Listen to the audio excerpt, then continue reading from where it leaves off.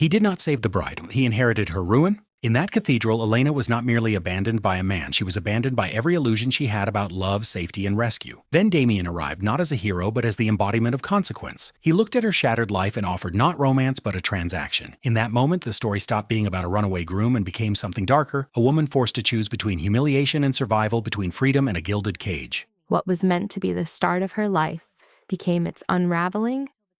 Elena Carter stood at the altar in a borrowed dress, abandoned before 200 pairs of eyes.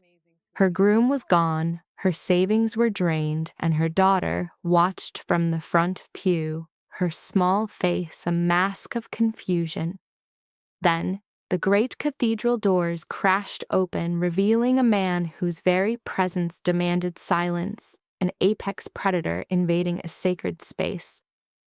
This was Damien Volkov, and he had not come to offer congratulations. He was here to collect on a promise her fiancé had broken, and he had a terrible solution in mind.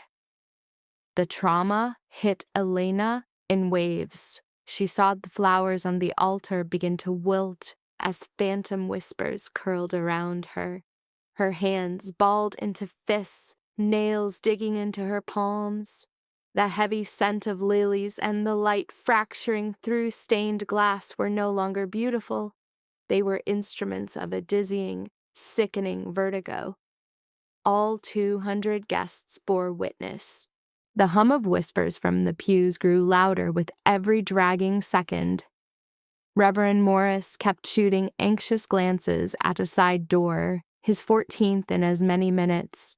The smile he wore had been frozen in place for 20 minutes. "I am certain he is just..." "The traffic can be so very unpredictable," the Reverend murmured, his eyes fixed on the floor. Elena could only nod, a knot of glass in her throat choking any words. In the first row, her 4-year-old Rosie grew restless, asking again and again when she could have cake. Beside her, Elena's friend Sarah's face cycled from supportive to worried, then hardened into a quiet fury over the course of 10 minutes. The whispers in the crowd were no longer subtle. They were audible complaints, sharp with impatience and secondhand shame. Each cruel murmur struck Elena like a physical blow, a hot flush of shame crawling up her neck, a frantic urge to flee, to rewind time 6 months before she ever met Marcus Chen, seized her. She had been so vulnerable then, a single mother, her ex a ghost, working herself to the bone just to stay afloat. Marcus, with his easy wealth and promises of a safe harbor, had seen her desperation and used it. Their whirlwind 3-month romance was a perfectly laid trap, sprung now in this public arena for the cruelest possible effect. It was Sarah's voice that finally cut through the fog. Having led Rosie away, her footsteps were a lonely echo on the marble as she walked toward the altar. "Honey, I called him again, straight to voicemail." "Maybe his phone is dead," Elena rasped, her voice a fragile thread. "For an hour, maybe he was in an accident. What if he is hurt?" Sarah's jaw was a hard line. "Or maybe he is a spineless coward who never deserved you." Just as the Reverend moved to speak, the cathedral doors flew open with the force of a thunderclap. Every head in the church snapped toward the sound. Elena's heart hammered against her ribs, a wild, foolish hope flaring that it was Marcus. It was not. 3 men strode in. The 2 on the flanks moved with the cold precision of guards. The man in the center radiated an authority so absolute it seemed to suck the air from the room. He was tall, clad in severe, expensive black, with a face carved from granite and eyes the color of ice. He moved with an innate power that did not ask for space but commanded it. People shrank back without thinking. Elena froze, air trapped in her lungs, clutching her bouquet as he advanced down the aisle. At the foot of the altar, his presence was overwhelming. He looked to be in his mid-30s, his face a chillingly blank mask that promised nothing but danger. Those pale eyes swept over her, a quick, dismissive inventory before they settled on the Reverend. "You can send the guests home," he said, his voice low, edged with a faint Eastern European accent. "The groom is not coming," the man announced, his tone as flat as a funeral dirge. "This wedding is cancelled." The collective whisper of the crowd exploded into a roar. Gasps and shocked exclamations reached Elena as her vision tunneled. Sarah moved in front of her, a human shield. "Excuse me, who in the hell are you?" The man's cold gaze flickered to her. "This does not concern you." "The hell it does not." "Sarah," Elena pleaded, her voice paper-thin, "it is fine." "No, it is not fine. This man just—" "Please." Elena's legs began to shake uncontrollably. She begged Sarah to take Rosie outside before she collapsed right there. Seeing the raw terror on Elena's face, Sarah obeyed. The little girl's question, "Mommy, what is happening?" echoed in the sudden quiet as the guests began to file out. Elena felt the humiliation calcify in her bones. In 5 minutes, the vast cathedral held only Elena, the deeply shaken Reverend, and Damien Volkov with his 2 stone-faced men. Volkov mounted the 3 steps to the altar, stopping a foot from Elena. His closeness was terrifying, not because he seemed cruel, his face was devoid of all emotion, but because he looked at her like she was an object, a puzzle to be solved. "Elena Carter," he said. It was a statement, not a question. She nodded, her voice gone again. "My name is Damien Volkov." He waited, and when he saw no flicker of recognition, something fleeting and dark crossed his features. "Your fiancé stole from me." The world tilted. "What?" "Marcus Chen," Damien stated, his voice unchanging. "Took $12 million from an investment fund I control. He began his operation 3 months ago." "He forged documents, opened ghost accounts, and wired the money," Damien continued. Elena's legs gave out. She grabbed the altar rail to keep from falling. "That cannot be." Marcus would not. Marcus did. Damien held up a phone, the screen glowing with proof, bank records, transfer receipts, emails signed with Marcus's name. The sums were staggering. "This is a mistake," she whispered, the sound seeming to come from far away. "He is a consultant." "He is a thief," Damien countered, putting the phone away. "And he boarded a flight 2 hours ago to a country with no extradition treaty." The room began to spin. Damien's hand shot out, steadying her by the elbow. It was not a kind gesture, merely a functional one. "Sit." The command was absolute. Elena's legs folded and she sank onto the step. Damien took a step back, hands in his pockets, studying her with a cold, analytical gaze. "You knew nothing," he concluded. "Of course, I knew nothing," she snapped, the words sharper than she meant. I thought we were." Her voice broke. She buried her face in her hands, a pathetic shield against the man who had just dismantled her entire reality. "What happens to me now?" she asked, her voice muffled. "You are in debt." Elena's hands dropped. "What?" "Marcus listed you as a beneficiary on several of those accounts. You signed the paperwork 2 months ago. Do you remember?" She did. A flash of memory. Marcus at her apartment with a stack of papers, calling it routine premarital planning. She had been folding Rosie's laundry, her focus on her daughter, not the fine print. "Those documents," Damien explained, "make you legally responsible for a portion of the stolen funds." The floor fell away. "How much?" 3 million. A strangled, Hysterical laugh escaped her. I make $28,000 a year. I have $600 in my savings account. That is impossible. There is no way I could ever— I know, Damien cut in, his face unreadable, which is why we will discuss an alternative. An alternative? Her head snapped up, meeting the gaze of the stranger in the black suit who had walked into the ruins of her life with a bomb in his hands. What kind of alternative? Damien glanced at the Reverend, who was hovering by the pews, his eyes wide with fear. Leave us. Reverend Morris opened his mouth, looked at Elena's terrified face, and thought better of it. He gave a sharp nod and practically ran for the vestry. With only his 2 guards by the doors, Damien turned his full attention back to her. The money means nothing to me, he said. It will be recovered. My purpose here is to send a message.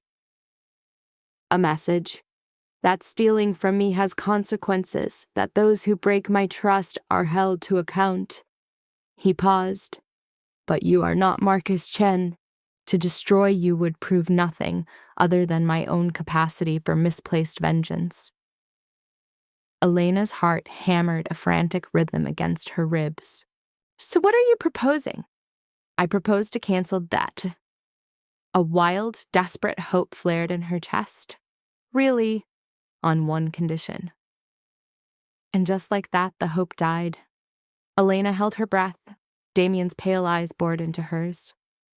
You will marry me instead. For a long, silent moment, Elena could only stare, certain she was hallucinating, that her mind had finally snapped under the strain. You are joking. I do not joke about business. This is not business, she choked out, gesturing wildly at the empty cathedral, the dying flowers, the lonely altar. This is insane. It is practical, Damien replied, his calm voice infuriating. I have need of a wife, for reasons that do not concern you. You have need of protection from the consequences of Marcus's crimes. We solve each other's problems. Fury gave her strength, and Elena pushed herself to her feet. I am not a problem to be solved. I am a person. I am aware. And you cannot just— people do not. She stammered, rage and terror warring inside her. I do not even know you. You did not know Marcus either, he said, and the brutal truth of it struck her silent. His words were razors, delivered with surgical coldness. He left you at the altar before 200 people. I, at least, am being honest with you. The truth landed with the force of a physical blow. A burn started behind Elena's eyes. Tears she fought back with every ounce of will. She refused to grant him the sight of her weakness. What exactly do you want from me? The words were a carefully constructed mask of calm, a binding marriage contract. You will live in my house, appear as my wife at required functions, and maintain the illusion of a partnership. In exchange, I will erase your debt, care for you and your daughter, and shield you from Marcus's fallout. For how long? 3 years. Afterward, we arrange a quiet divorce. You will receive a settlement that secures your future and your child's. Elena's mind was a maelstrom of disbelief. This wasn't real. Arrangements like this didn't happen. And you? What do you gain from this, she asked, besides making your point? Miss, a flicker in his eyes, something unreadable and gone in an instant. That is not your concern. If I become your wife, every part of this is my concern. His gaze was an assessment, long and unnervingly thorough. Elena held it, though every nerve screamed for her to look away. My professional life requires a certain public image, Damien finally said. Stability, family. A wife provides that illusion. You mean you need a respectable front if you prefer that terminology. And I am simply convenient, already dressed for the part. A muscle tightened in his jaw. Possibly, among other reasons. Elena wrapped her arms around herself, a futile shield. The wedding gown was a relic from a dead future, now worn for a man proposing an equally fabricated one. And Rosie? The question was softer now. Your daughter will live with us. She will be cared for and protected. From what? The warmth in Damien's expression turned to stone. From people who see Marcus's debts as leverage against you. There are men far less patient than myself. I slid down Elena's spine. Are you implying that we are in danger? I am stating that you will be. If you refuse my offer. He let the threat hang in the air. Marcus did not only steal from me, he took from others who will be unconcerned with your innocence. They will see you as collateral to be liquidated. You're threatening me. I am offering sanctuary. Damien's voice was utterly flat. There's a difference. Elena wanted to scream that there was no difference, that this was just coercion in an expensive suit. But his face held no cruelty, only the cold, dispassionate logic of a strategist. He was completely serious. I need time to think about this, she said. You have 5 minutes, that's not 5 minutes, Damien repeated. Or I leave through that door and you face Marcus's consequences by yourself.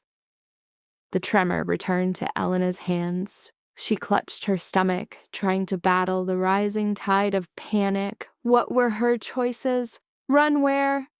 She had $600 and a 4-year-old. Go to police? And report what? That her fiancé was a con man and she'd blindly signed his fraudulent papers? Get a lawyer. With what money? What about my job? The question surprised her, but the answer felt vital. You would quit. I can't just. You will have no need for the income. All your needs will be provided for. I like my job. It was a small lie. The diner was brutal, the pay terrible. But it was hers, something she had built. Damien shrugged. Keep it, if you insist. It is of no consequence to me, and after 3 years, when we divorce, you will have the capital to pursue any life you desire, a degree, a business venture, or a life of ease. The deal was too clean, too perfect. There had to be a flaw. What's the catch? Elena asked. There is always a catch. The catch, Damien said, is that you will be my wife. That title carries certain obligations, public appearances, complete discretion, and loyalty. Loyalty, betrayal is not an option. His pale eyes pinned her.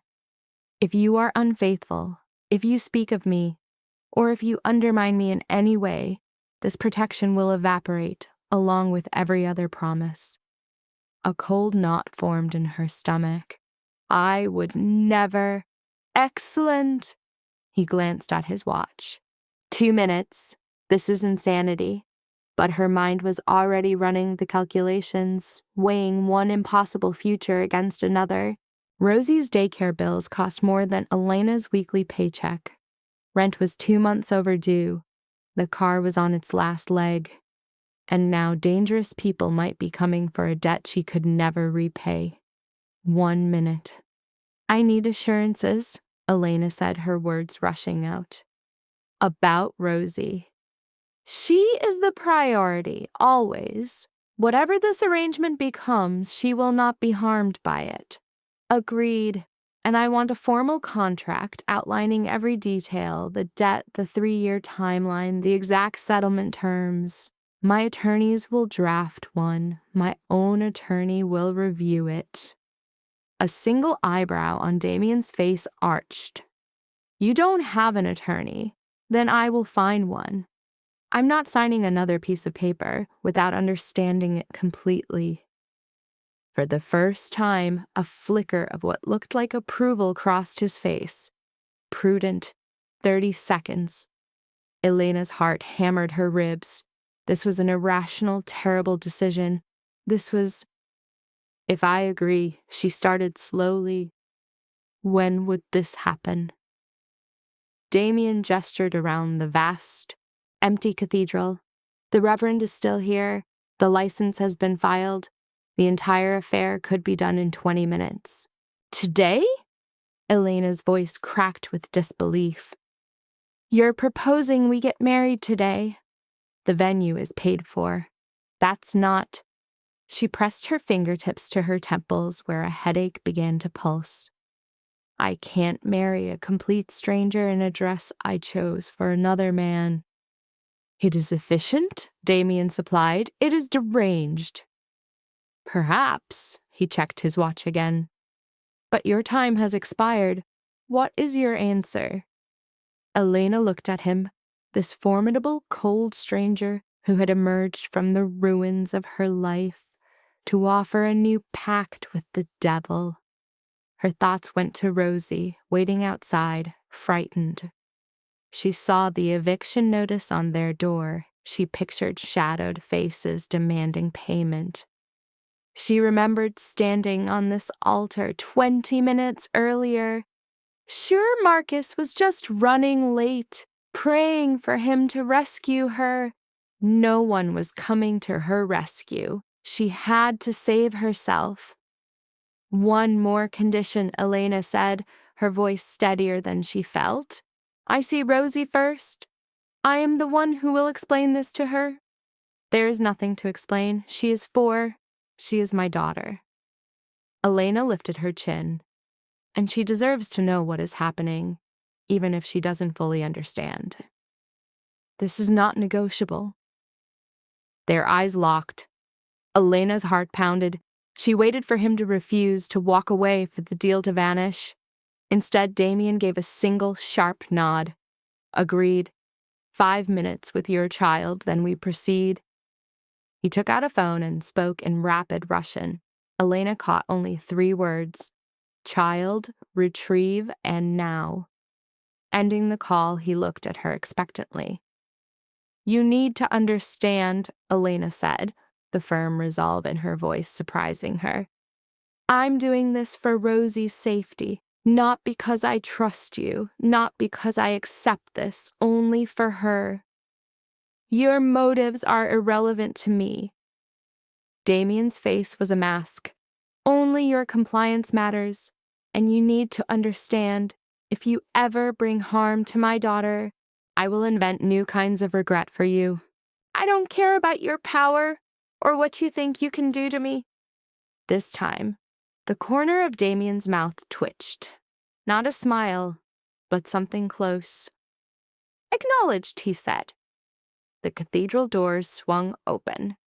Sarah appeared, carrying a sleeping Rosie on her shoulder. One of Damien's men stood behind her. Sarah's eyes were red from crying. Her expression hardened when she saw Elena still with Damien. What is going on? She demanded. His people are holding us here. They won't say a word. It's under control. Elena moved down the altar steps, reaching for her daughter. I will explain everything. Sarah handed Rosie over with clear reluctance. The girl stirred but slept on, snuggling into her mother's shoulder with the pure trust of a child. Elena held her tight, breathing in the scent of her hair, feeling her warm, solid weight. Sarah, she said, her voice low, I need you to trust me. Trust you with what? Elena, what is this? I am fixing it, model. Elena watched her friend, the one anchor in the storm of her life, the single soul who had never walked away. And I need you to not ask questions right now, please. Sarah's jaw tightened, her eyes darting between Elena and Damien, trying to connect the horrific missing pieces. This is about Marcus, isn't it? She finally said. Something he did. Elena was silent. I knew he was a psychopath. Sarah's voice was thick with anguish. I told you he was too perfect. You did, Elena admitted, her voice a whisper. You were right. So what are you going to do?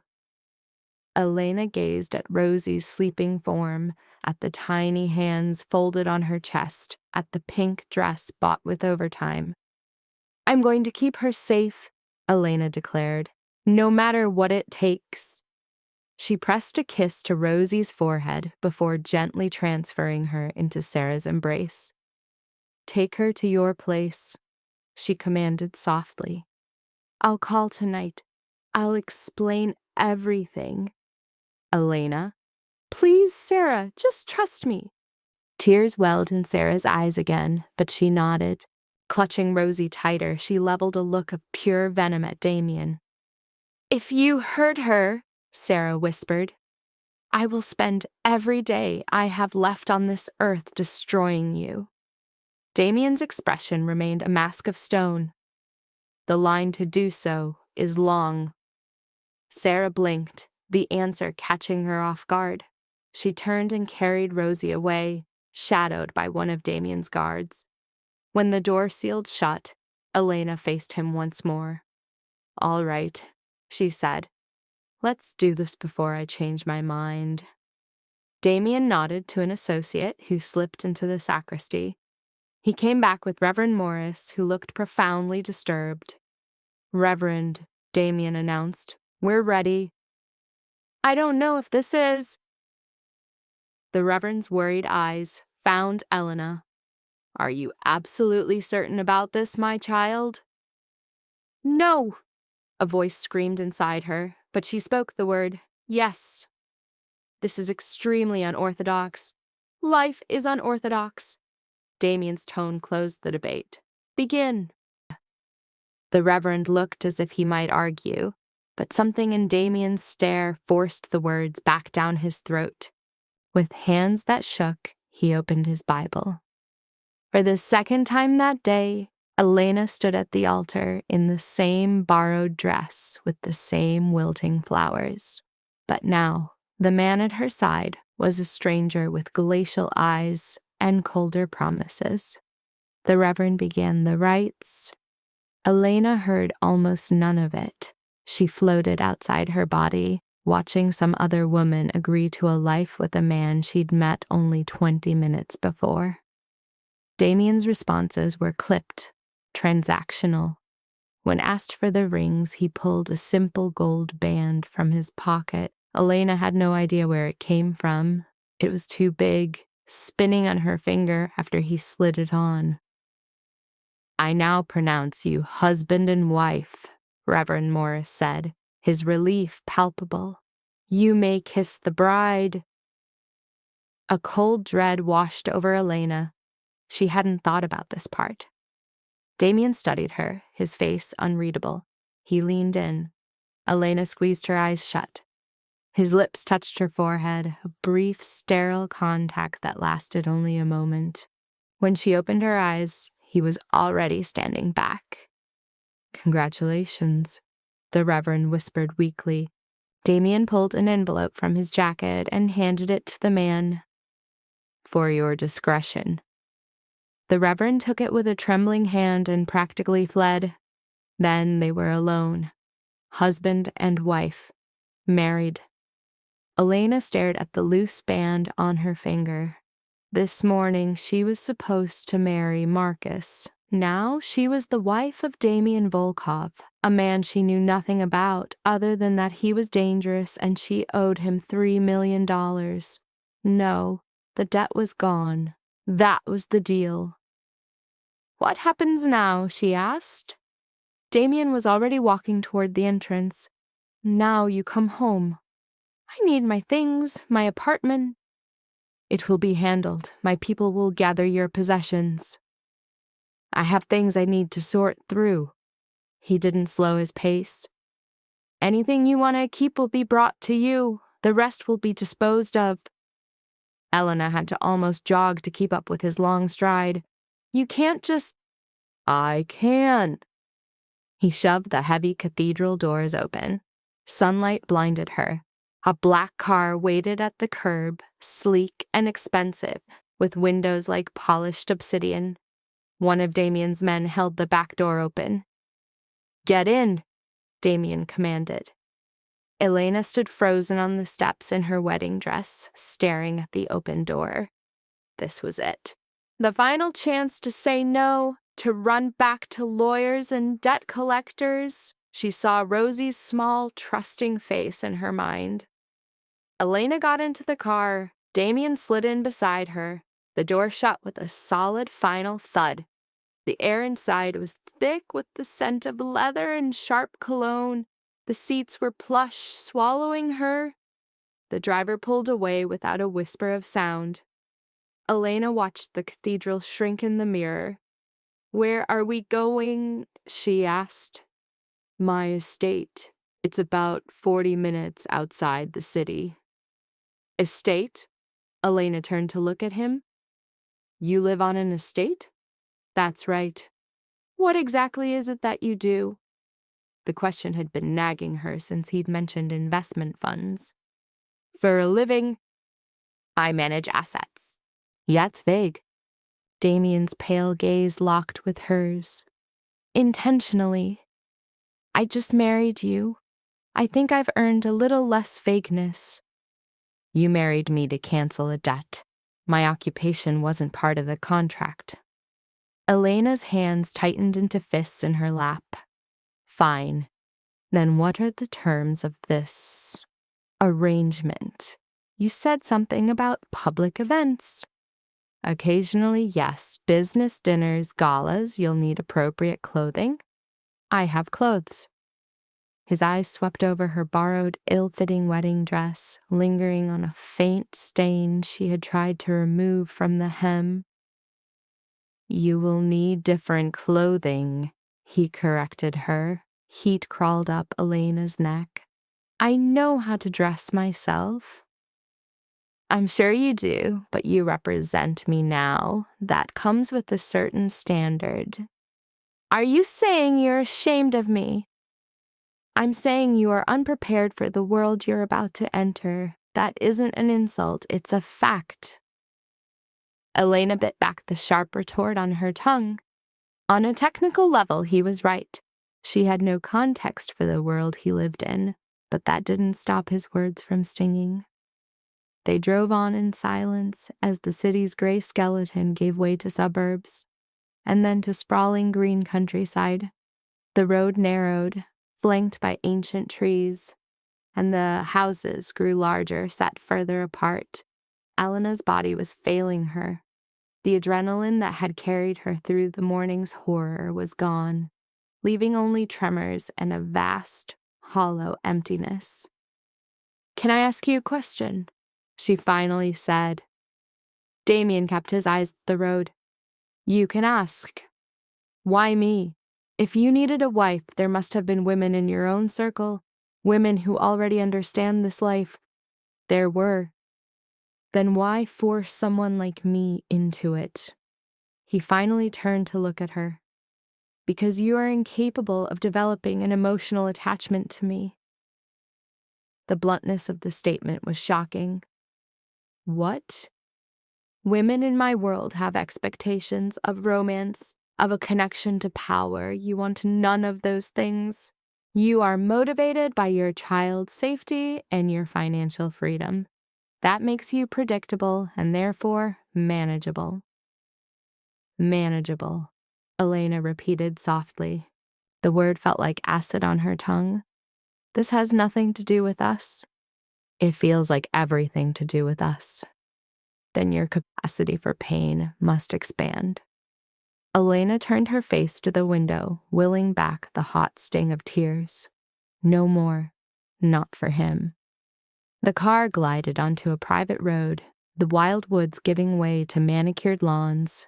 A shape materialized ahead, not a home, a monument, 3 stories of pale stone rose, columns holding up the sky, its windows glinting in the dying light. "Is this your house?" Her voice was a ghost of its farmer self. "This is our house now." Damien's correction was swift. The vehicle stopped. A uniformed man pulled her door open before she could reach for it. Her shoes, not her own, bit into the gravel. The estate watched her, a foreign, colossal beast. Damien came around the car. "Come, I'll take you to your room." "My room?" She followed him up the stone steps. "I thought we were meant to." "This is a contract, Elena, not a marriage." The great carved doors groaned open under his hand. "Your wing is separate from mine." Relief, sharp and sudden, pierced through her. "Oh, that's good." The inside was even more daunting than the exterior. Marble floors stretched into the distance, ceilings vaulted into shadow above a sweeping theatrical stairway. It was a perfect, frigid, and wealthy tomb. A woman appeared from a corridor, her gray hair coiled tightly, her black dress severe. "Sir?" Her voice held a faint, unplaceable accent. "Welcome." "Mrs. Kovac, this is my wife, Elena. She resides here now." Damien's delivery was surgical. "Prepare the East Wing suite for her." A brief, unguarded shock crossed Mrs. Kovac's face before a mask of neutrality returned. "Of course, sir, at once." "Elena will provide a list of items from her old flat. See that it is managed quietly." "Yes, sir." Damien turned toward the stairs, a silent command for her to follow. Her body, leaden with weariness, obeyed. On the second floor, they passed a gallery of gilded frames she hadn't the strength to see. He pushed open a door at the corridor's end. "This is your space," he declared. Stepping inside, Elena suppressed a hysterical laugh. The room was a universe compared to her old life. It held a vast bed, a cluster of furniture, and windows framing gardens that stretched to the horizon.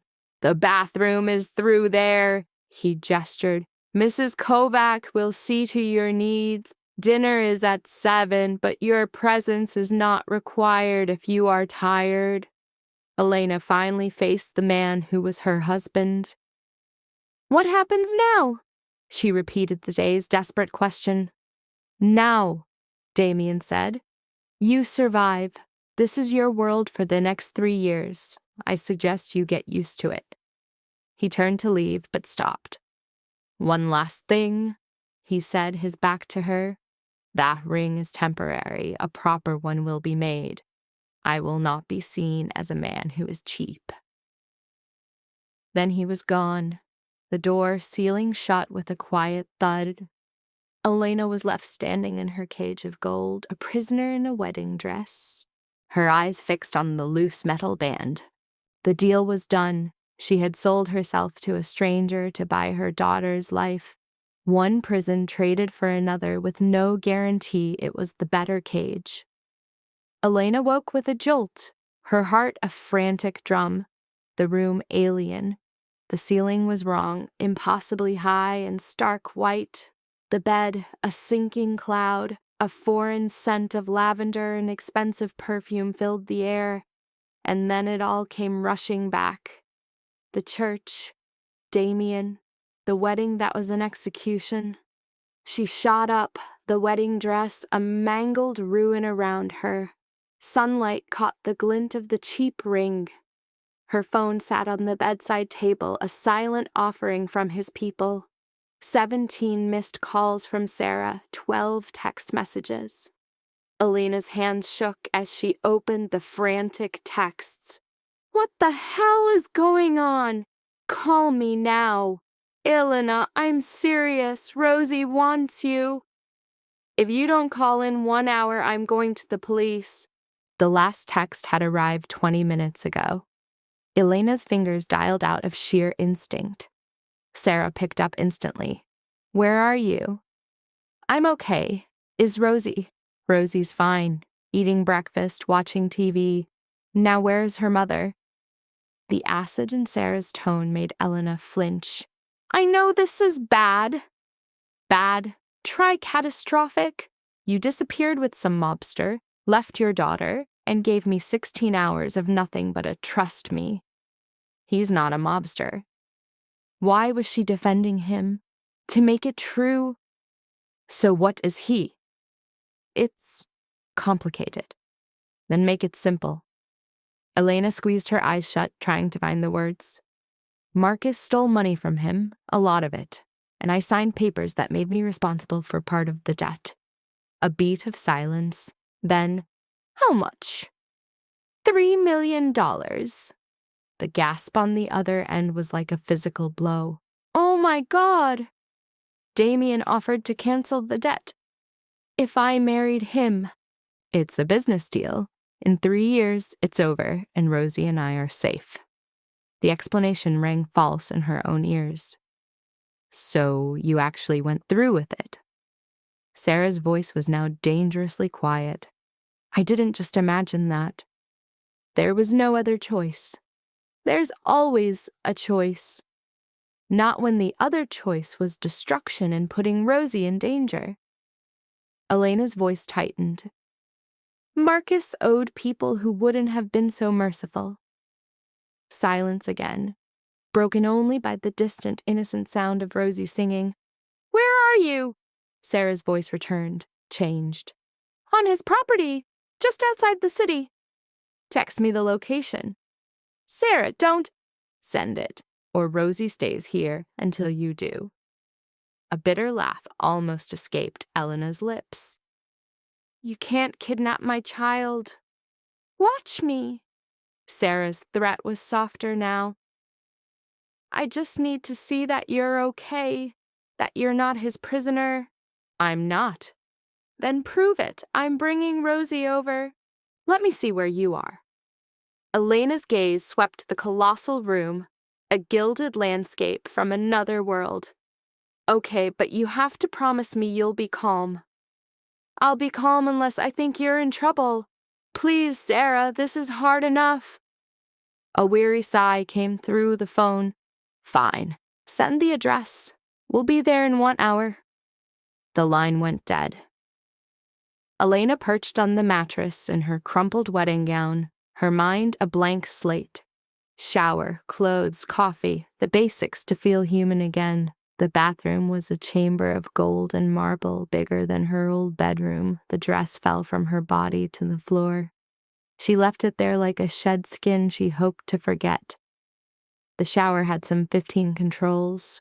She ignored them, twisting one until hot water rained down, standing under the torrent until her skin burned. Wrapped in a towel that cost more than her whole wardrobe, she walked out to find clothes laid out on the bed. Denim, a cashmere sweater, fresh lingerie, all perfectly her size. The knowledge of it was a violation? How did they know? Who had been in here? She pulled the clothes on quickly, then went to find coffee and a human face. In daylight, the house was a labyrinth. She got lost twice searching for the central staircase, stumbling once into a library with floor-to-ceiling bookshelves before finally finding it. The sound of a voice floated up from below. Damien, speaking in that sharp, fast Russian from the day before. The sound led her to a dining hall that could have served 20. He sat at the head of the immense table, phone pressed to his ear, laptop glowing.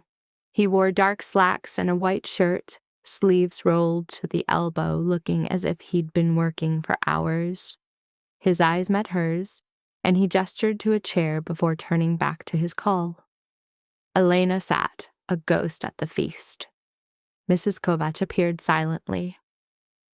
Copy, Mrs. Volkov? The name was a blow to her stomach. Yes. Black? Please. Something to eat? I can have the kitchen prepare breakfast. Her stomach answered for her with a low growl. Yes, that would be nice, thank you. Mrs. Kovac gave a short nod and vanished. Damien finished his call, snapping the laptop shut. You slept in your clothes, he observed. I was exhausted. Clearly, he refilled his cup from a silver pot. I'm told your friend is on her way with your child.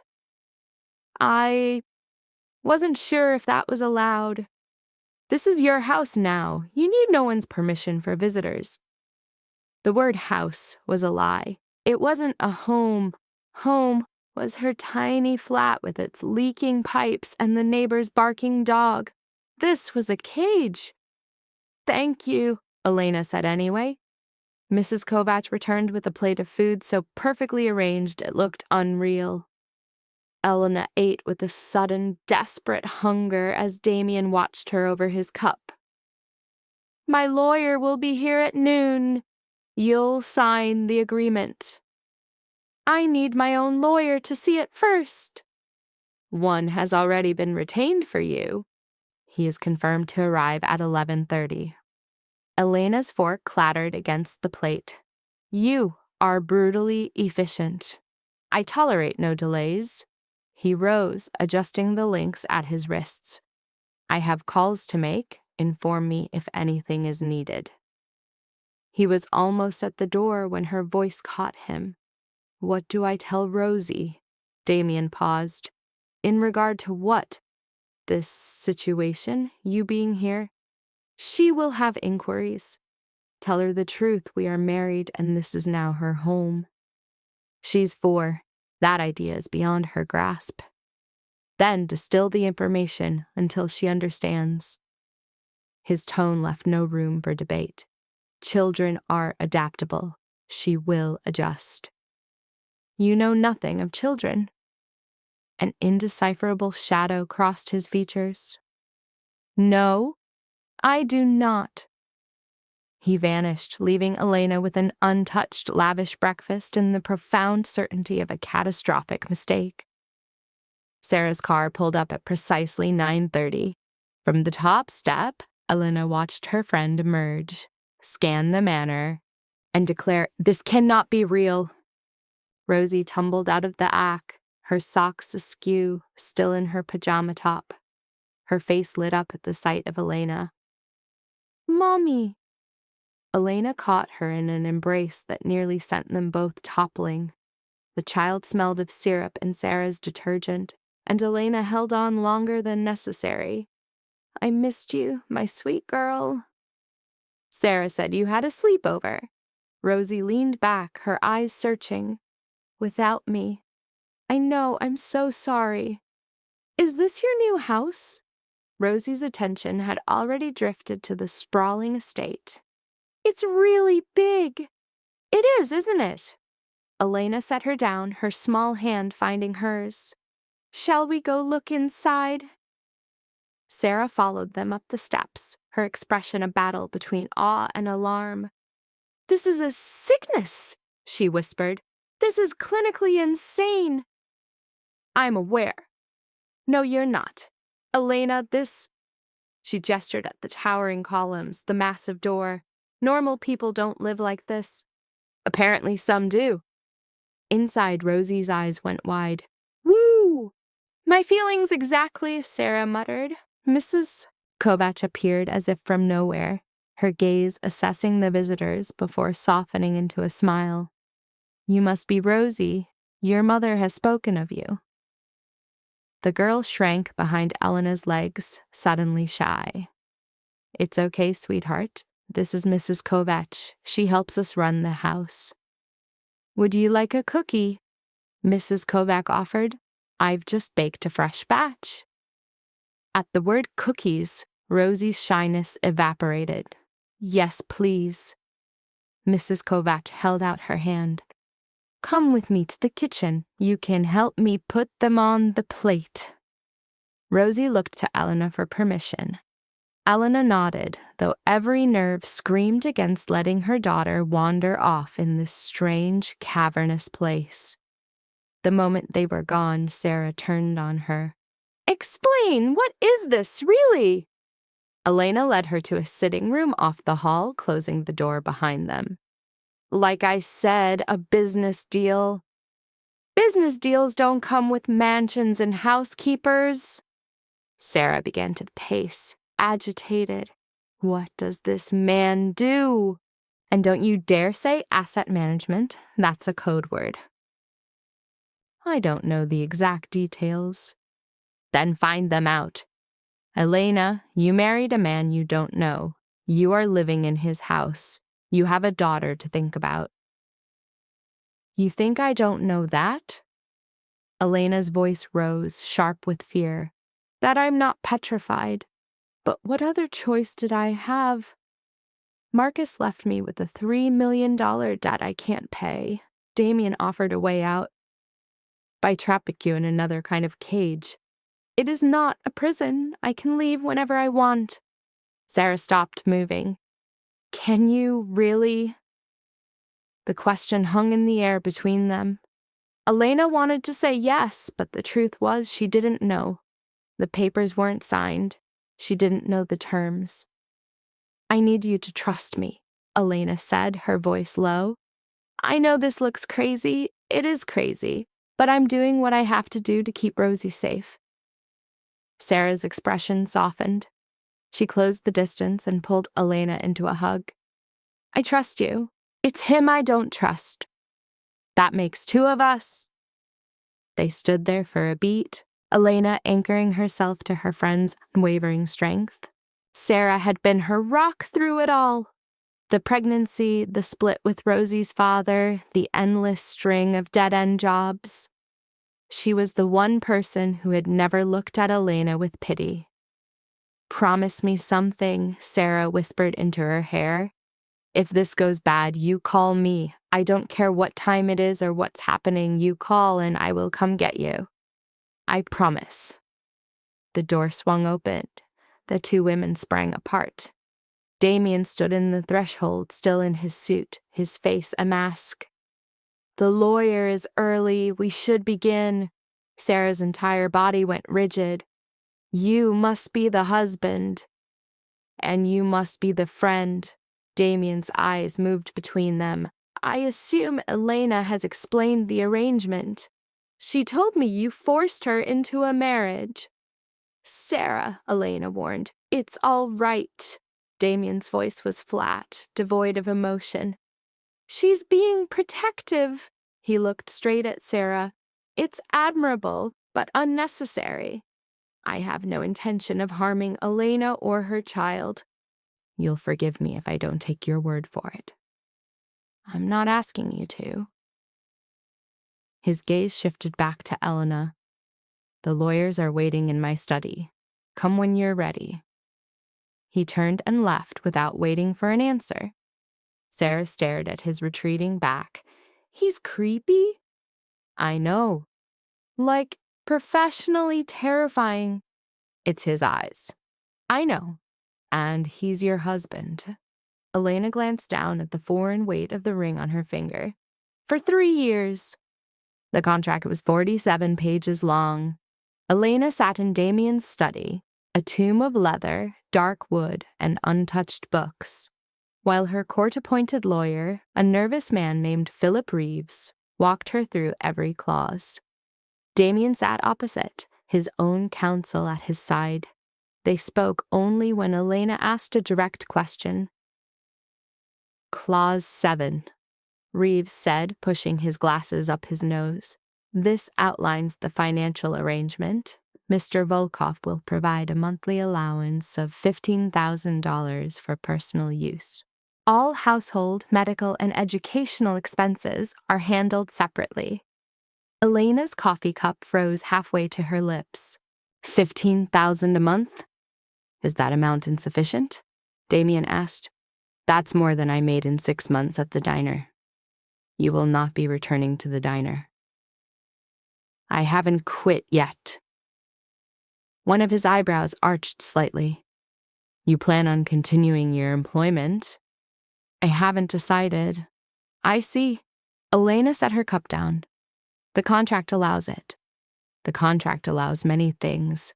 Let us move on. Reeves cleared his throat. Clause 12 addresses the marriage itself. You and Mr. Volkov will maintain separate bedrooms. There is to be no expectation of physical intimacy. In public, however, you must present a united front. This includes physical contact where appropriate. Define appropriate, Elena demanded. Damien's lawyer, a woman with sharp features named Patricia Stern, answered. Holding hands, an arm around your waist, a brief kiss on the cheek, nothing that would make either party uncomfortable. And what if I find all of it uncomfortable? All of it.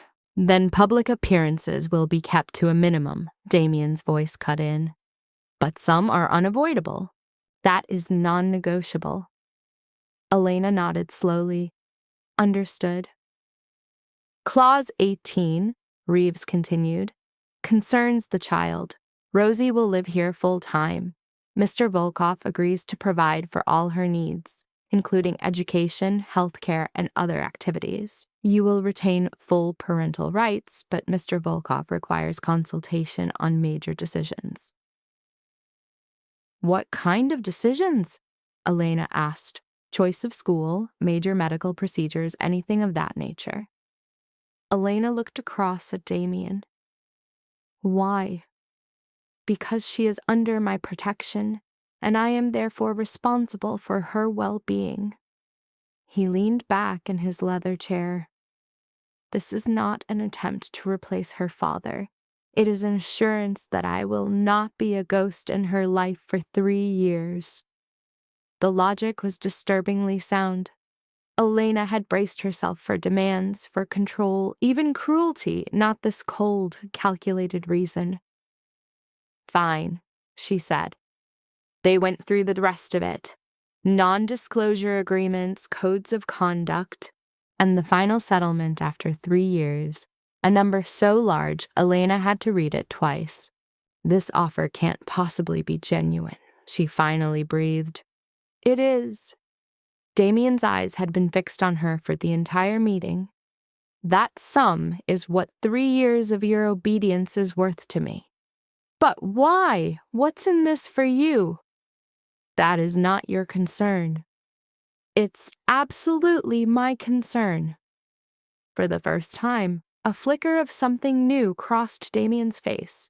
Not anger, but the look of a man deciding if a piece of truth was worth the cost of revealing. I have partners who value stability, he said at last. Family men, they don't trust a bachelor, a wife, a child. They make me palatable. It was all about appearances. It was always about appearances. Elena felt the will to argue drain away, leaving only exhaustion.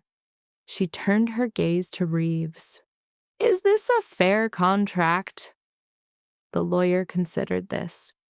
While highly unorthodox from a legal standpoint, it protects your interests. The financial compensation is exceptionally generous. The exit clause is ironclad. Most importantly, it frees you from any and all liability tied to Marcus Chen's acts of fraud. That was the blade that cut the final thread. The last of the formalities were cold and procedural. Show me where to sign. Elena wrote her name 7 times. Damien followed suit. Lawyers bore witness and stamped the documents, sealing a 3-year bond. Congratulations, one of them offered, gathering the pages. I'll get these filed. When the room was empty, Damien poured a measure of amber liquid. You handled that well, he noted. I just signed away my existence, she countered. I wouldn't call that handling anything well. You guaranteed your daughter's future, he corrected, recasting her surrender as a triumph. He studied her over the rim of his glass. Your friend hasn't left. She's in the gardens with Rosie. How could you possibly know that? She demanded. I have security cameras, he answered, his words a quiet declaration of his absolute surveillance and power, a predictable reply. You're watching us right now? Is there a reason to? Subject Elena showed signs of kinetic agitation, her anxiety taking physical form. I need to speak with Rosie to explain why we're still here. Do you require my presence? The question seemed to catch her off guard. You want to be there? A planned introduction is superior to a chance meeting in a hallway. His reasoning was flawless, a truth that brought her no comfort at all. Fine, Elena conceded. Let's go. They found the other subjects, Sarah and Rosie, in the area marked East Garden. A sculpted landscape of manicured plants, a water installation, and ancient trees. The child Rosie was busy chasing some small creature, her laughter carrying across the manicured lawn. The associate, Sarah, sat on a bench, her posture betraying a constant scan for escape routes. She stood as Damien approached. "Is the debriefing over?" "It was a contract signing, not a debriefing," Elena corrected her.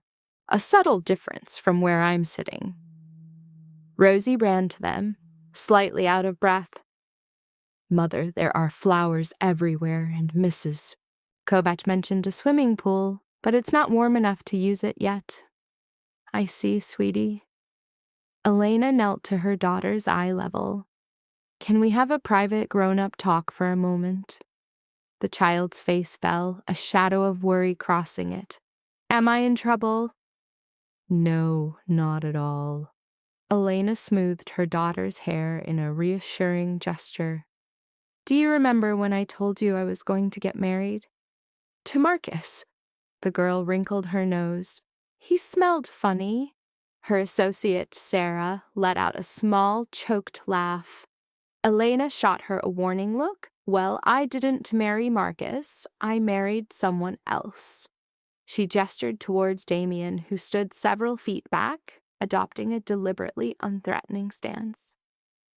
"This is Damien." The child studied him with the piercing honesty only a 4-year-old possesses. "You're very tall." "That is a fact," Damien agreed. "Are you a good person?" "I try to be." "Do you eat cookies?" "Sometimes." Rosie considered this information. "Mrs. Kovac makes the best cookies. You should try them." "I will keep that in mind." The sheer, mundane quality of the exchange almost masked the profound horror of the situation for Elena. "Almost."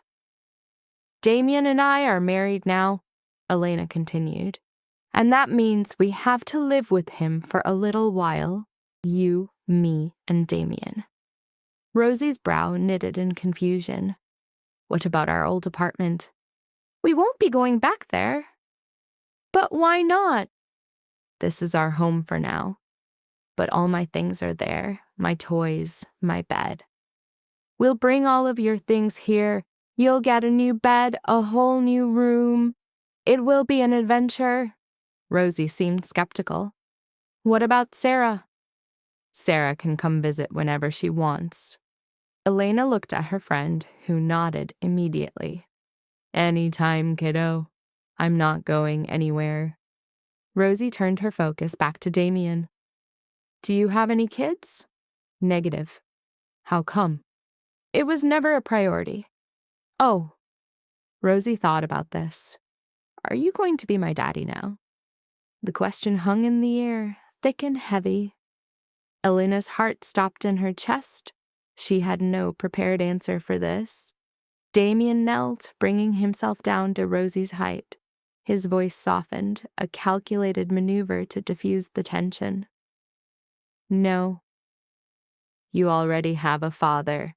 I am just your mother's husband, but I will promise to keep you and your mother safe while you are here. Is that an acceptable arrangement?"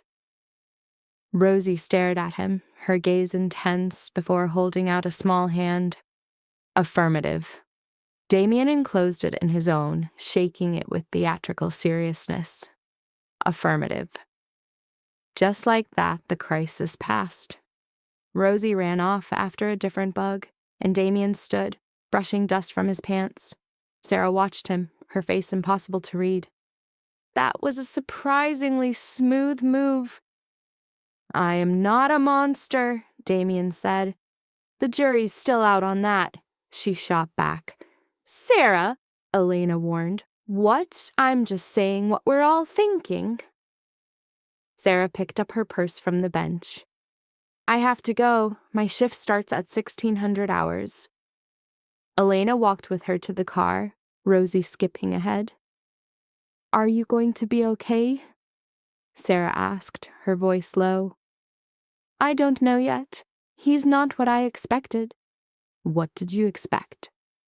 Someone more obviously dangerous, I guess. Sarah unlocked her car with a chirp. But that's the kind you have to watch out for. The danger you don't see coming.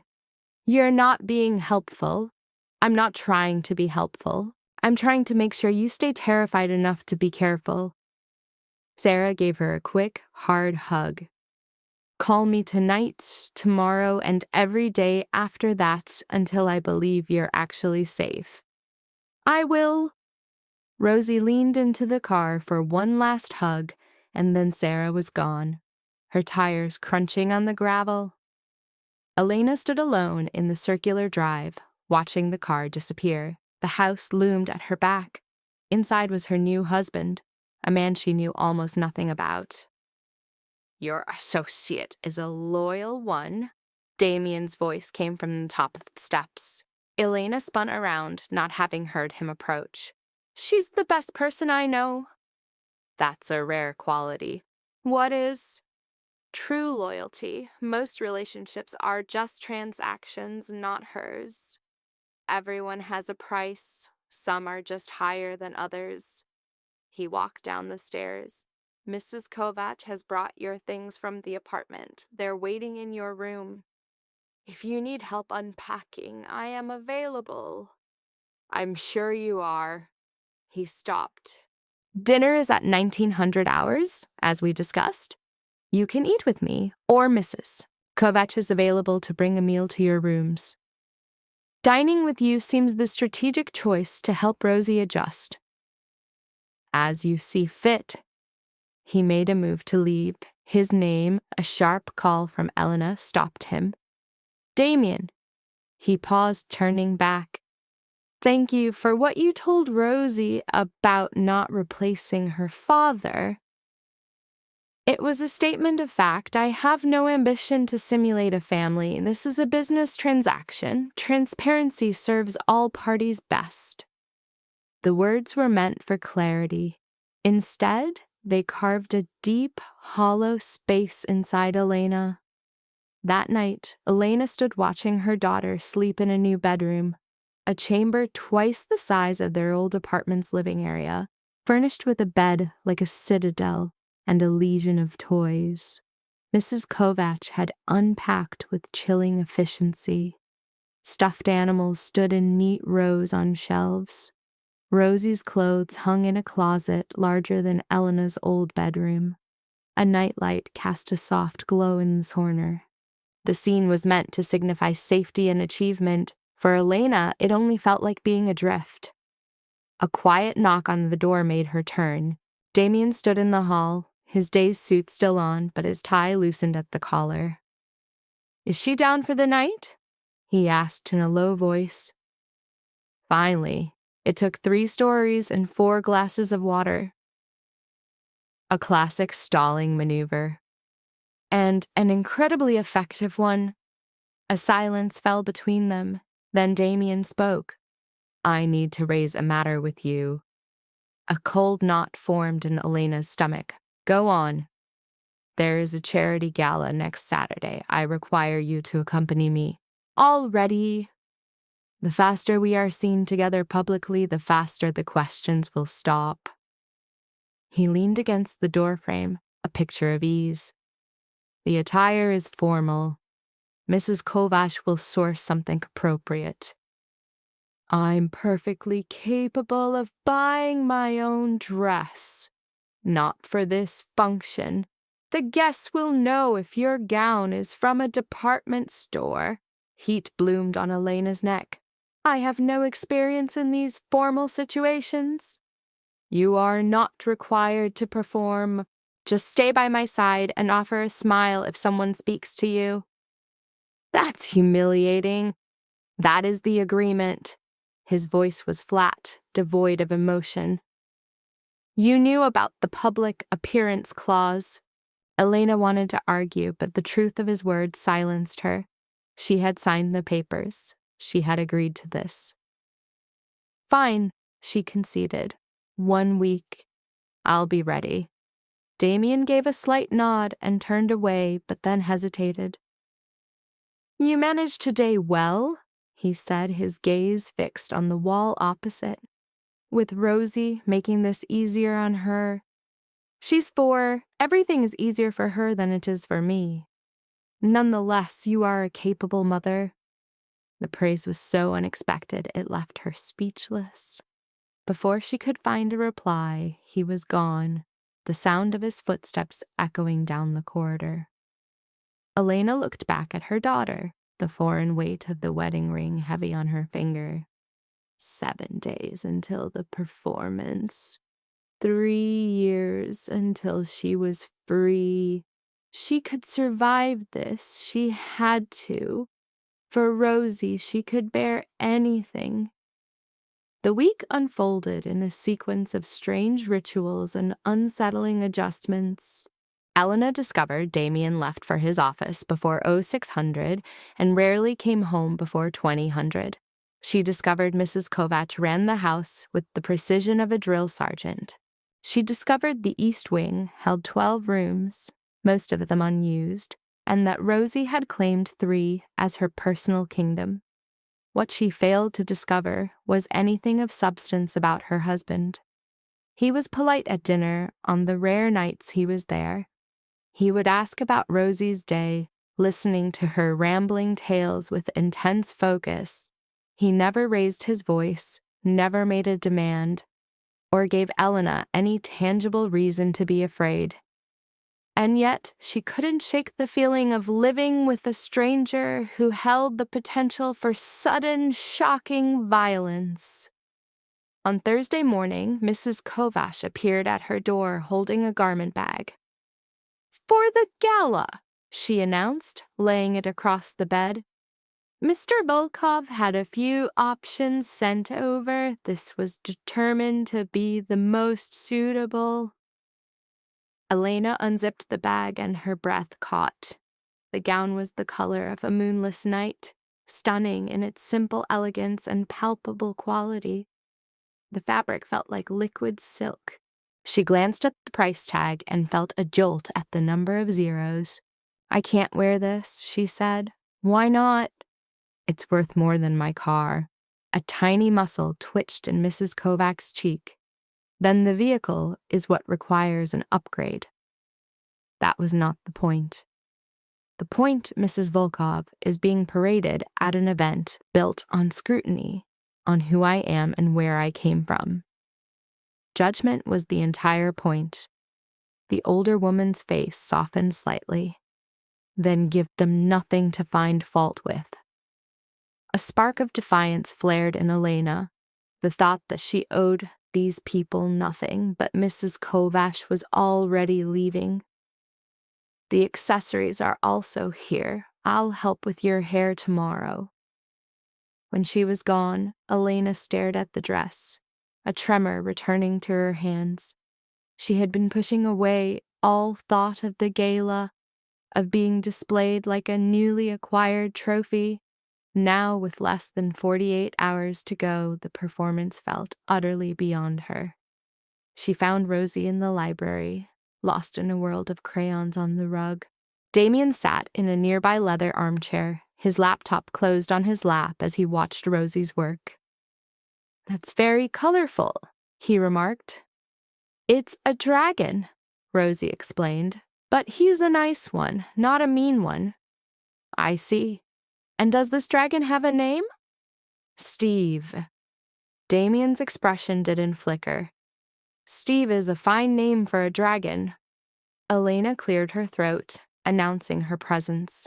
Both heads snapped toward her. "I need to speak with you," she said to Damien, "about tomorrow." He shut the computer. "Rosie, will you give us a moment?" "Can I keep drawing?" "Of course." The child immediately returned to her task. Damien stood and guided Elena to a more secluded corner of the vast room. "What is it?" he asked. "I can't do my part tomorrow night." The confession came out in a rush. "I don't know the rules for these things. I don't know how to act. I will only embarrass you." "No, you won't." "How can you be so sure?" "Your only duty is to stay close to me and let me steer the conversations." He delivered the instructions as if they were simple rules to a game. If you are asked a direct question, answer honestly but briefly. Don't offer information. Don't try to charm anyone. What if they ask how we met? Tell them it was through mutual friends. It's vague enough to be believable and too boring to invite more questions. Elena crossed her arms over her chest, a defensive wall. What if someone recognizes me from my old job? Highly improbable. The people attending do not frequent establishments of that nature.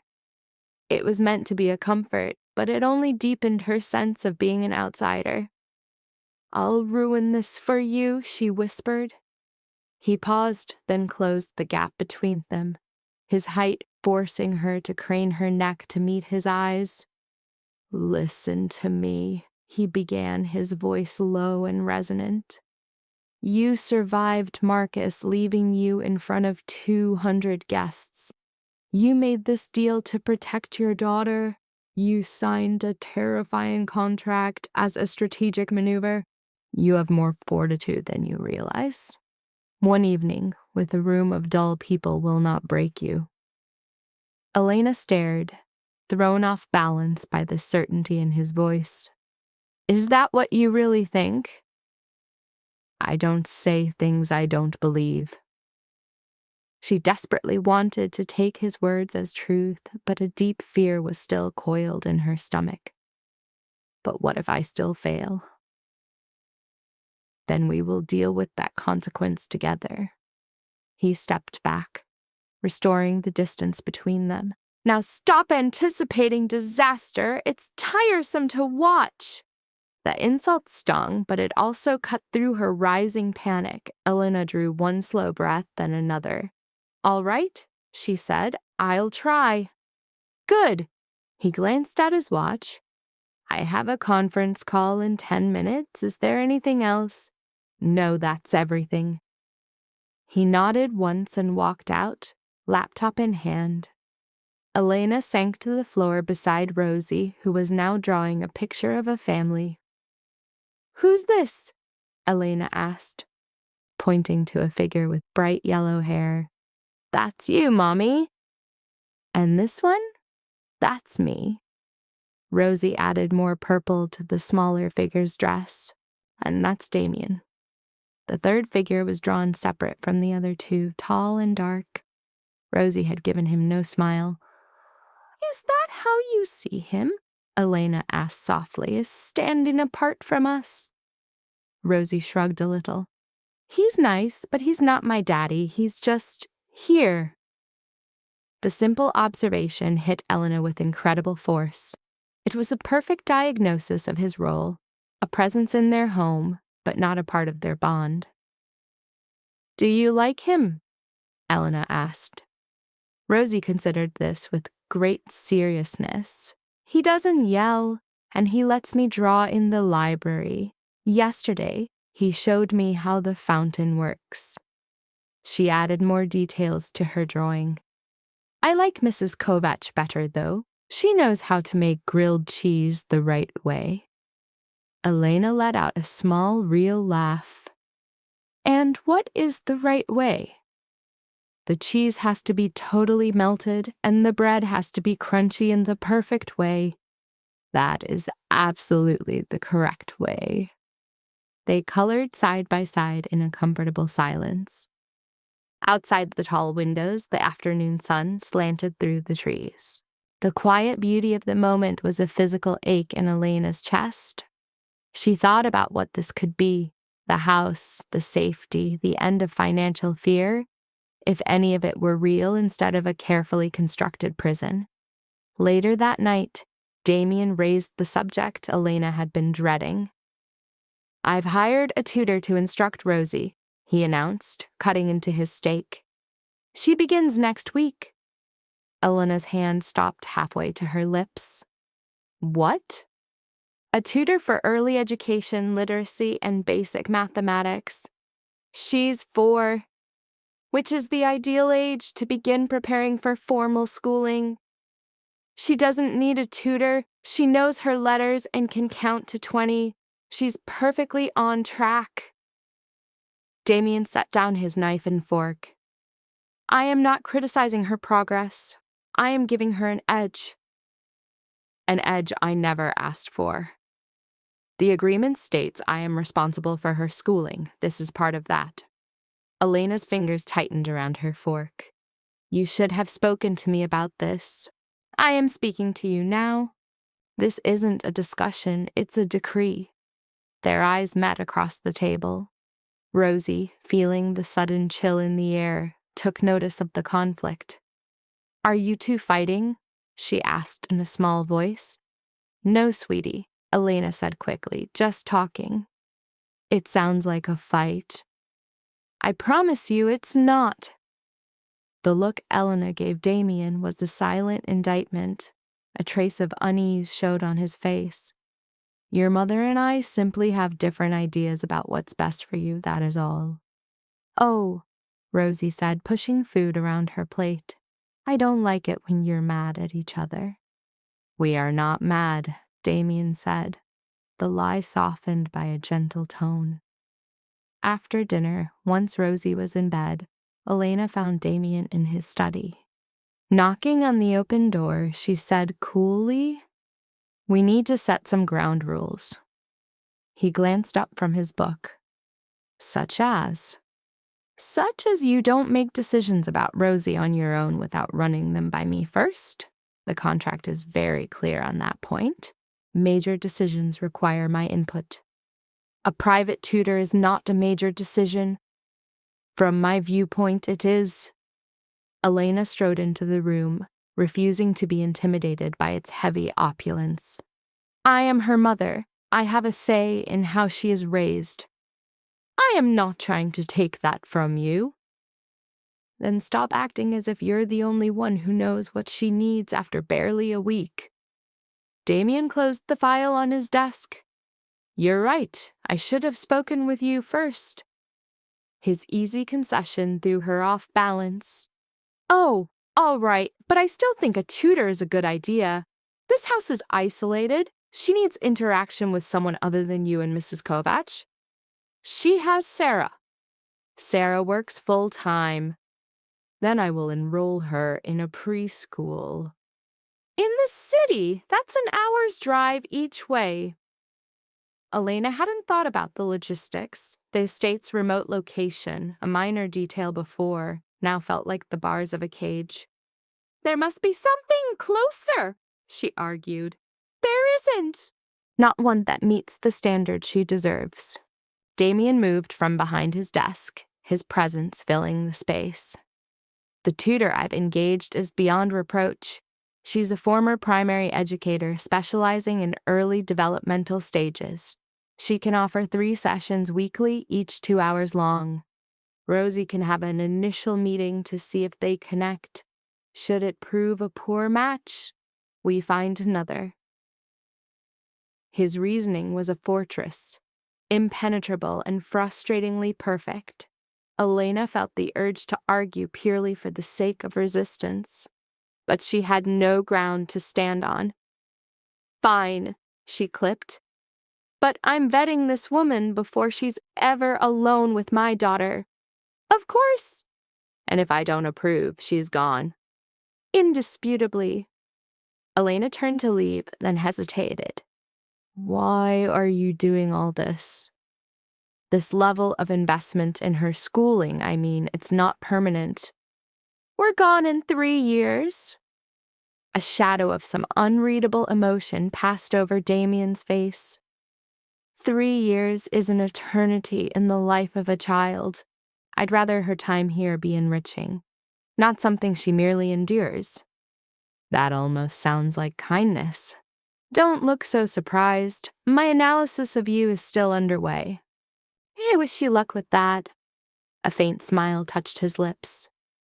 I've been trying the same on myself for 36 years with little success. It was the first glimmer of humor she had seen, a crack in the icy exterior. Elena almost smiled back. I should go. Tomorrow will be long. Try to get some sleep. You'll need your strength for the gala. That word reignited a cold dread within her. Right. The gala. I can barely contain my excitement. You will endure it, Elena. The way her name left his lips sent an odd, betraying flutter through her. She ignored it, turning away before he could see the heat rising in her cheeks. Saturday arrived with a terrifying swiftness. Elena spent the morning with Rosie in the garden, a futile attempt at distraction as her mind replayed the coming ordeal. The dress, the critical stares, the part she was forced to play. At 4 o'clock, Mrs. Kovacs declared it was time. Does this really take 3 hours? Elena asked. If we're lucky, Mrs. Kovacs steered her toward the ensuite. Start with a bath. The oils are inside the cabinet. Use the one marked lavender. I know how to take a bath. Do you know how to take one that makes you look as though you've never known a moment of hard work? Mrs. Kovacs raised an eyebrow. Because that is the goal. The bath was calming, yet Elena felt ridiculous soaking in fragrant water while Mrs. Kovacs laid out cosmetics like surgical instruments. Later, wrapped in a robe that cost more than her entire former life, Elena sat before the mirror. You have good bones, Mrs. Kovacs observed, dabbing a cream onto Elena's skin. Strong lines, we will use them. I look tired. Everyone looks tired. That is what makeup is for. She tilted Elena's chin. Hold still. The process felt endless. Layers of foundation, concealer, powder, and shadows in hues she couldn't name. Mrs. Kovacs worked with the focus of a painter, stepping back to assess her work. Can I ask you something? Elena ventured during a brief pause. You may. How long have you worked for Damien? Mrs. Kovacs' hands didn't falter. 8 years. What is he like to work for? He is precise and demanding, but fair. He expects the best and pays for it. She chose another brush. Why do you ask? I'm just trying to figure him out. He's impossible to read. Mr. Volkov is a private man. He always has been. The older woman's expression softened almost imperceptibly. But he is not a cruel man, and he protects what is his. I'm not his property. Aren't you? You have his ring on your finger, you live in his house, and your daughter is sheltered by his power. Her eyes met Elena's in the mirror. Whether you admit it or not, you belong to him for the next 3 years. The words should have sparked anger. Instead, they only deepened the sense of her cage. Mrs. Kovacs finished the makeup and began twisting her hair into an elegant knot that looked deceptively simple. There, she announced finally. Look. Elena felt a profound disconnect from the woman in the lass, a stranger crafted for society's stage. Sculpted by cosmetics, the reflection bore sharpened cheekbones and eyes made impossibly wide. I don't look like myself, she whispered. You look like Mrs. Volkov, Mrs. Kovacs replied, presenting the final piece of the transformation. The gown clung like a second skin, revealing curves Elena habitually hid. Its midnight fabric made her pale skin luminous. Unsteady on towering heels, she was adorned with quiet wealth. Diamond studs, a delicate bracelet. The platinum ring, a prior delivery, sat heavy on her finger, its massive stone a source of cold dread. Perfect, Mrs. Kovacs pronounced. He'll be pleased. I don't care about pleasing him. He will be all the same. A sharp knock at the door broke the moment. Damien's voice cut through. Is she ready? The car is waiting. Taking a steadying breath, Elena smoothed the dress and opened the door.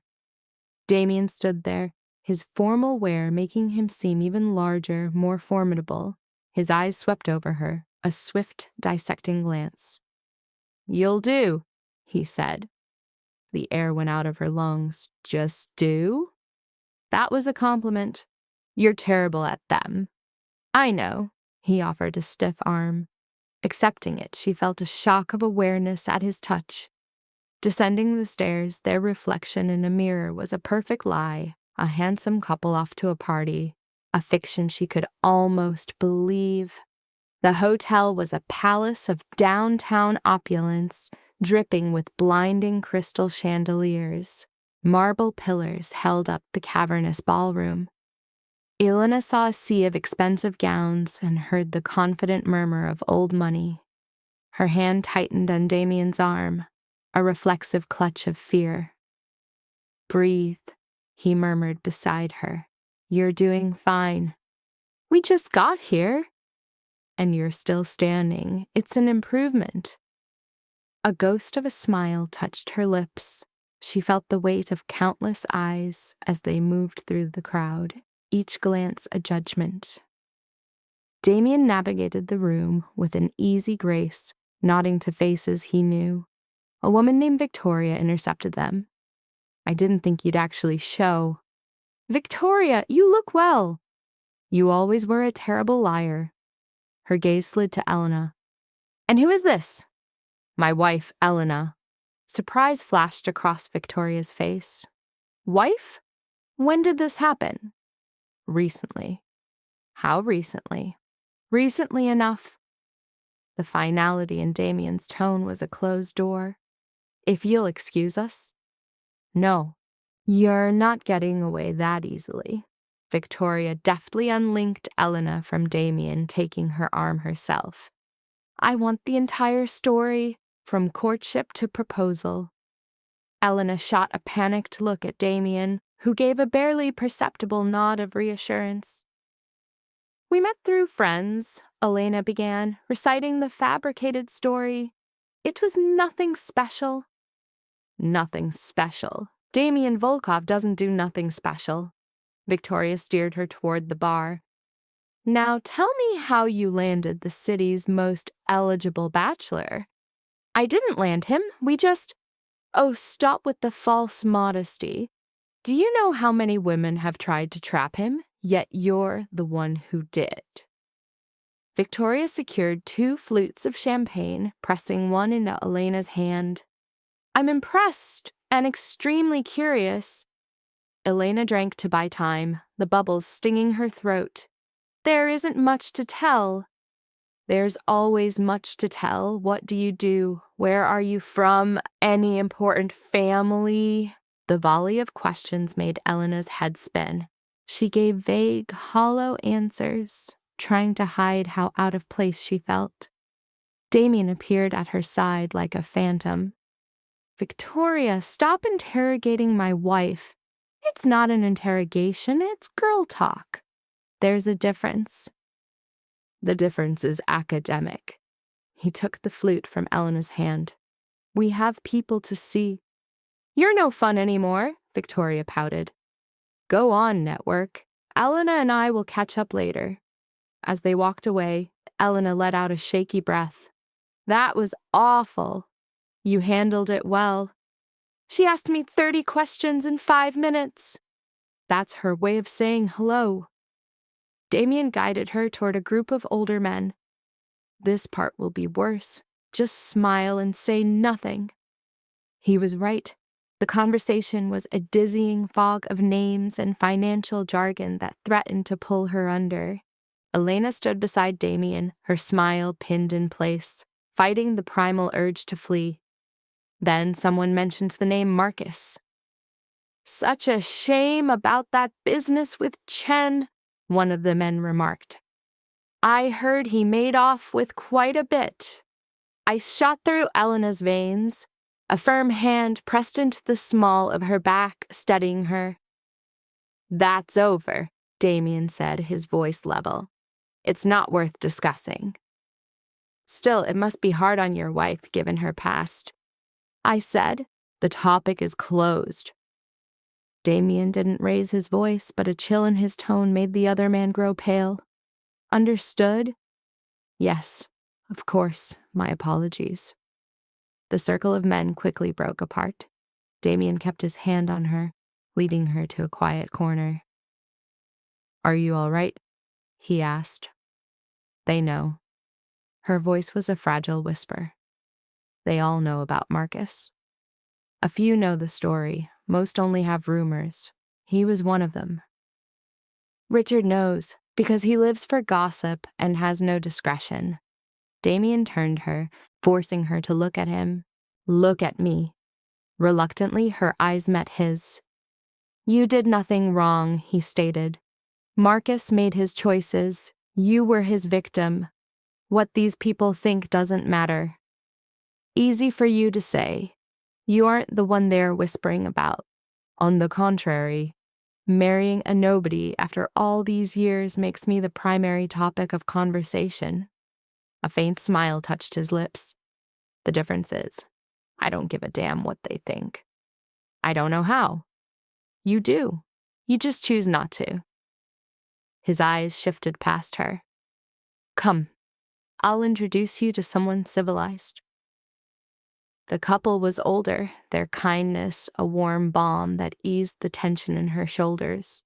They asked about Rosie with genuine interest, steering clear of dangerous subjects. By dinner, the sharpest edges of her panic had dulled. The meal was an elaborate, multi-course affair she barely tasted, while Damien provided a quiet commentary on the players around them. The barest warmth from his hand radiated near her chair, a sensation she felt on her skin. It was not an invasion, but, paradoxically, a steadying presence, a telltale sign. After dinner, the music swelled, beckoning them to dance. A wave of stark panic washed over her when Damien offered his hand. I don't know how to do this sort of dance, she confessed in a low murmur. It is simple. Follow me. Famous last words. Then you must trust me. She didn't, but she took his hand to escape the weight of watching eyes. He led her onto the floor among the other swaying couples. One hand found her waist, the other clasped hers. She frantically tried to recall dance scenes from films. Stop thinking, Damien whispered. Just feel my lead. I'm going to step on your feet. I'll survive. It was less of a disaster than she'd imagined.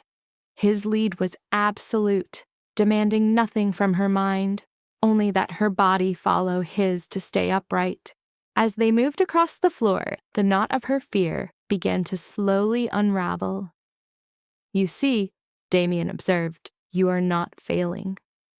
The highest of praise. I am being literal. Your performance tonight is beyond my expectations. You have much to learn about compliments. A faint twitch touched his lip. I'm learning. After they danced in silence, she became aware of their closeness, of the scent she was beginning to equate with safety. May I ask you something? She ventured. You may. Why did you truly need a wife? The reason you gave me doesn't feel like the entire truth. Damien's expression shuddered. What you know is sufficient. We're married. I think I'm entitled to more than a censored report. A long pause stretched between them. My assets are tied up in places that value tradition, he finally said. A man who remains single for too long is seen as a risk. A husband is given privileges. A bachelor is not. So this is all for show, for appearances. In my world, appearances are everything. Reality is a secondary concern. That must be exhausting. It is, but it is also a powerful tool.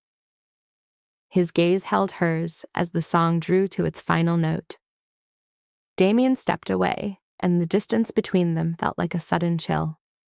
Elena instantly missed the heat of his presence. I need to speak with an associate, he said. Can you manage for a moment? I'll be fine. He gave a sharp nod and was swallowed by the crowd. Elena lingered by the dance floor, fighting a sudden, sharp feeling of being left behind. Mrs. Volkov? She turned. A man in his mid-20s, wearing an impeccably tailored suit, smiled at her.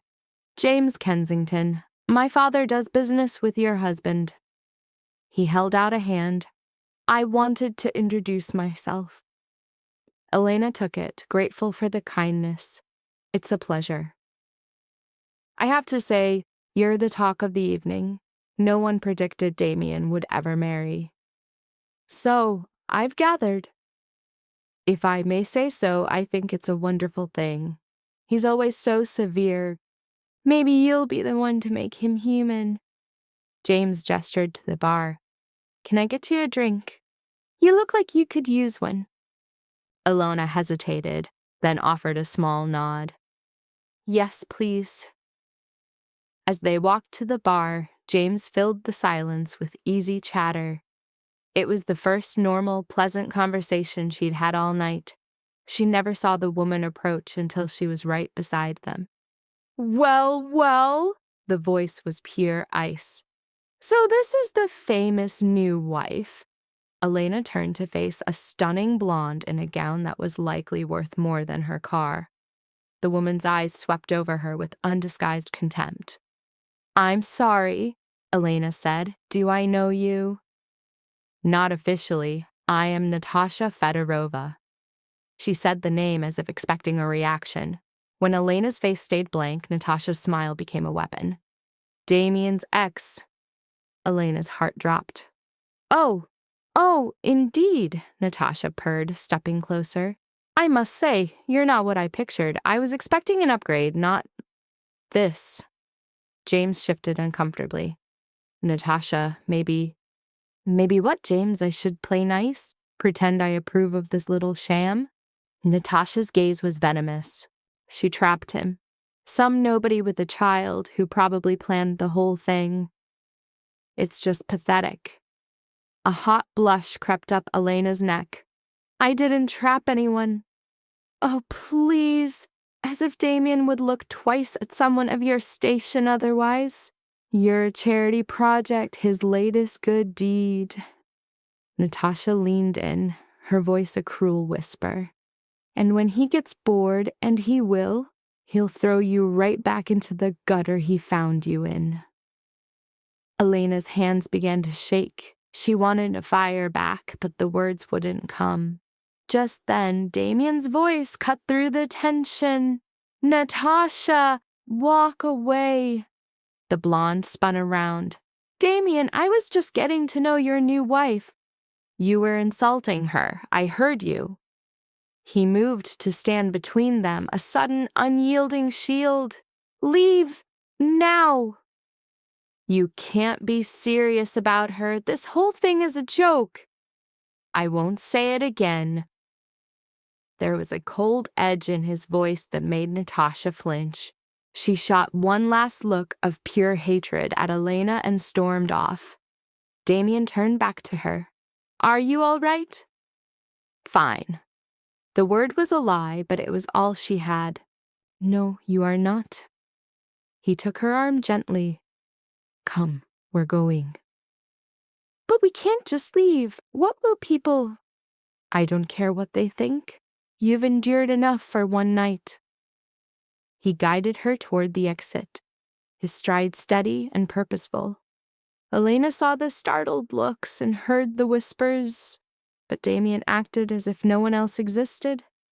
In the car, the trembling she'd suppressed finally broke free. She clenched her hands together, but it was no use. I'm sorry, she whispered. For what? For how I handled that. For letting her get to me. She's a bitter woman, furious that I moved on. It wasn't your fault. Damien loosened his tie. I should have warned you she might be here. You were with her? For 6 months, about 2 years ago. It didn't end well. She seems to still be. Invested. Natasha is invested in the idea of me, not the reality. He stared out at the passing lights. She wanted the name, the money, the power. When I made it clear she wouldn't have control, she tried to force my hand, so I ended it. She called me a gold digger. That's projection. She's accusing me of her own tactics, Elena thought. She turned to him. Was the pregnancy one of her tactics? Among other things. The muscle in his jaw tightened. That is a closed file. They drove the rest of the way in silence. Elena watched the blurred city lights, trying to make sense of the night, the formal party, the dance, Natasha's venomous attack. Thank you, she said finally, for what you did back there. You wear my name. It might be a contract, but I won't have it dragged through the mud in public. Still, his defense had meant something more. He said nothing, but she saw a flicker of something in his expression, a subtle softening. When they arrived home, Elena immediately kicked off the torturous shoes. Damien slid off his jacket, draping it over the banister. You did well tonight, he remarked. Better than well, actually. It felt like I was barely surviving. You walked into a den of wolves and showed no fear. Few can do that their first time. Elena looked at him, this complicated man who held her future in his hands. He had protected her, which suggested he cared on some level. Can I ask you another question? She said. This is becoming a habit. What was the real reason you ended things with Natasha? Damien was still for a very long time. Then he said, because she saw me as a means to an end. Every word, every touch was a move in a game. I got tired of trying to figure out what she really wanted. And you don't see me that way? I know you're different. You signed a contract that ends in 3 years. You're not trying to scheme your way into a permanent position in my life. You're just trying to survive. He started up the stairs. It's a refreshingly honest motive. Elena watched him go, feeling a strange and confusing shift inside her, a feeling she wasn't ready to examine. Upstairs, she checked on Rosie, who was sleeping soundly among her stuffed animals, before going to her own room. She stripped off the expensive dress, the heavy jewels, and washed the mask of makeup from her face. In the mirror, her true self stared back, tired and unsure, but real. Her phone buzzed. It was a text from Sarah. A text message glowed. How was it? Elena sat on the edge of the bed, trying to find the words. The gala was a minefield. Natasha was hostile, and she'd played the part of Damien's loving wife. It was complicated, she typed back. Talk tomorrow. She set the phone down and fell back, staring at the ceiling. Tomorrow, Rosie would meet the tutor. Next week, there would be another party, another test of her ability to be Mrs. Volkov. For a few moments tonight, though, it hadn't felt like a test. The thought that the role might feel natural was more terrifying than any enemy.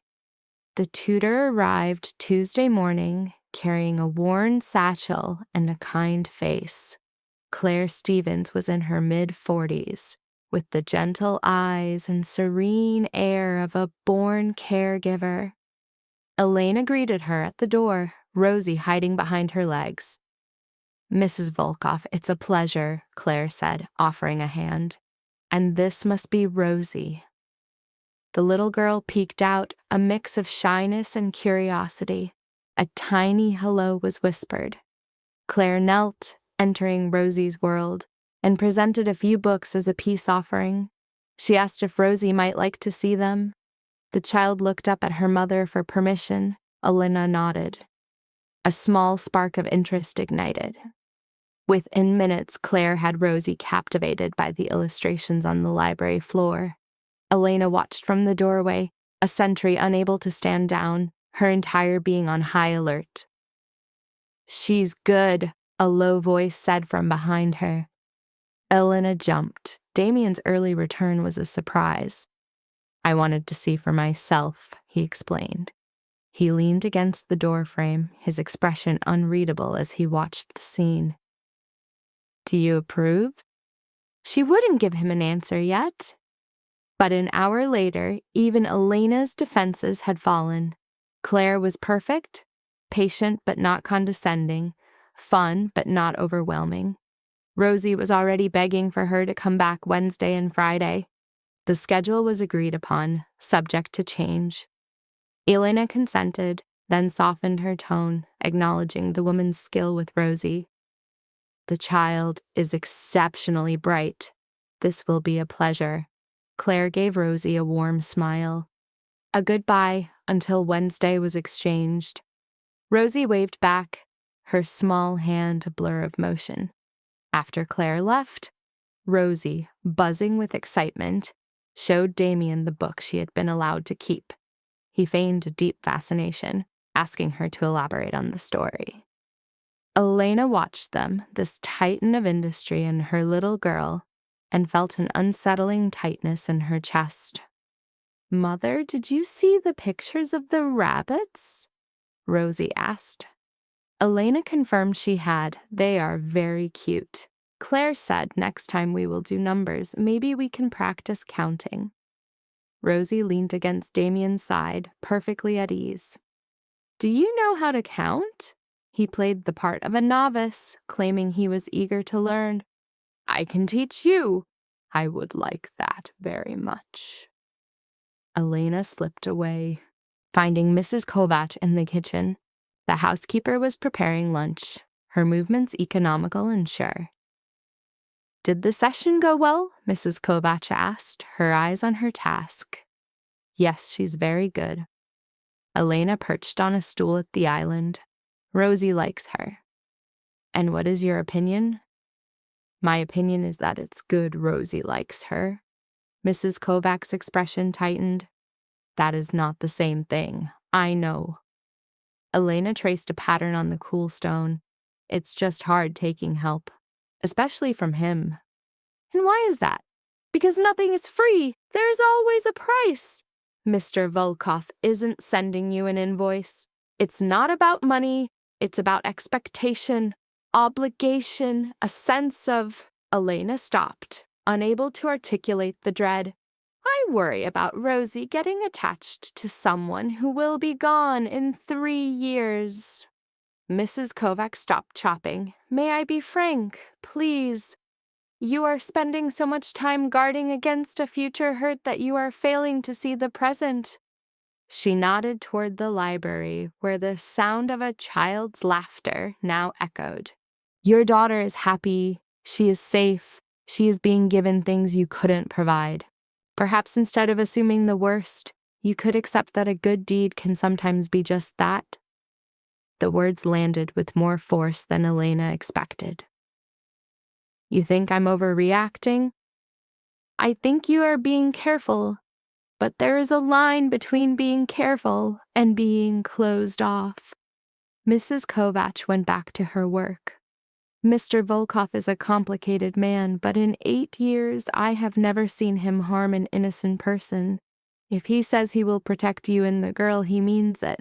For 3 years. That's more certainty than most people ever get. Elena had no reply. She sat listening to Rosie counting in the other room, and she wondered if Mrs. Kovach could possibly be right. The weeks that followed fell into a rhythm. Claire came 3 times a week, and Rosie blossomed under the attention. Damien kept to his routine of leaving before dawn and returning after dusk, but he never missed their evening meal. Elena found herself settling into this new life, even as she fought to keep her heart at a distance. Then, one Friday night, the fragile peace shattered. After putting Rosie to bed, Elena was in the library when she heard raised voices from Damien's study.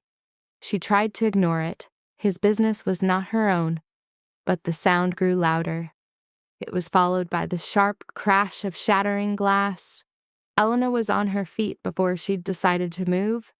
She reached the study door just as it flew open and a man stormed out, his face a mask of fury. "This isn't over, Volkov!" He snarled back into the room.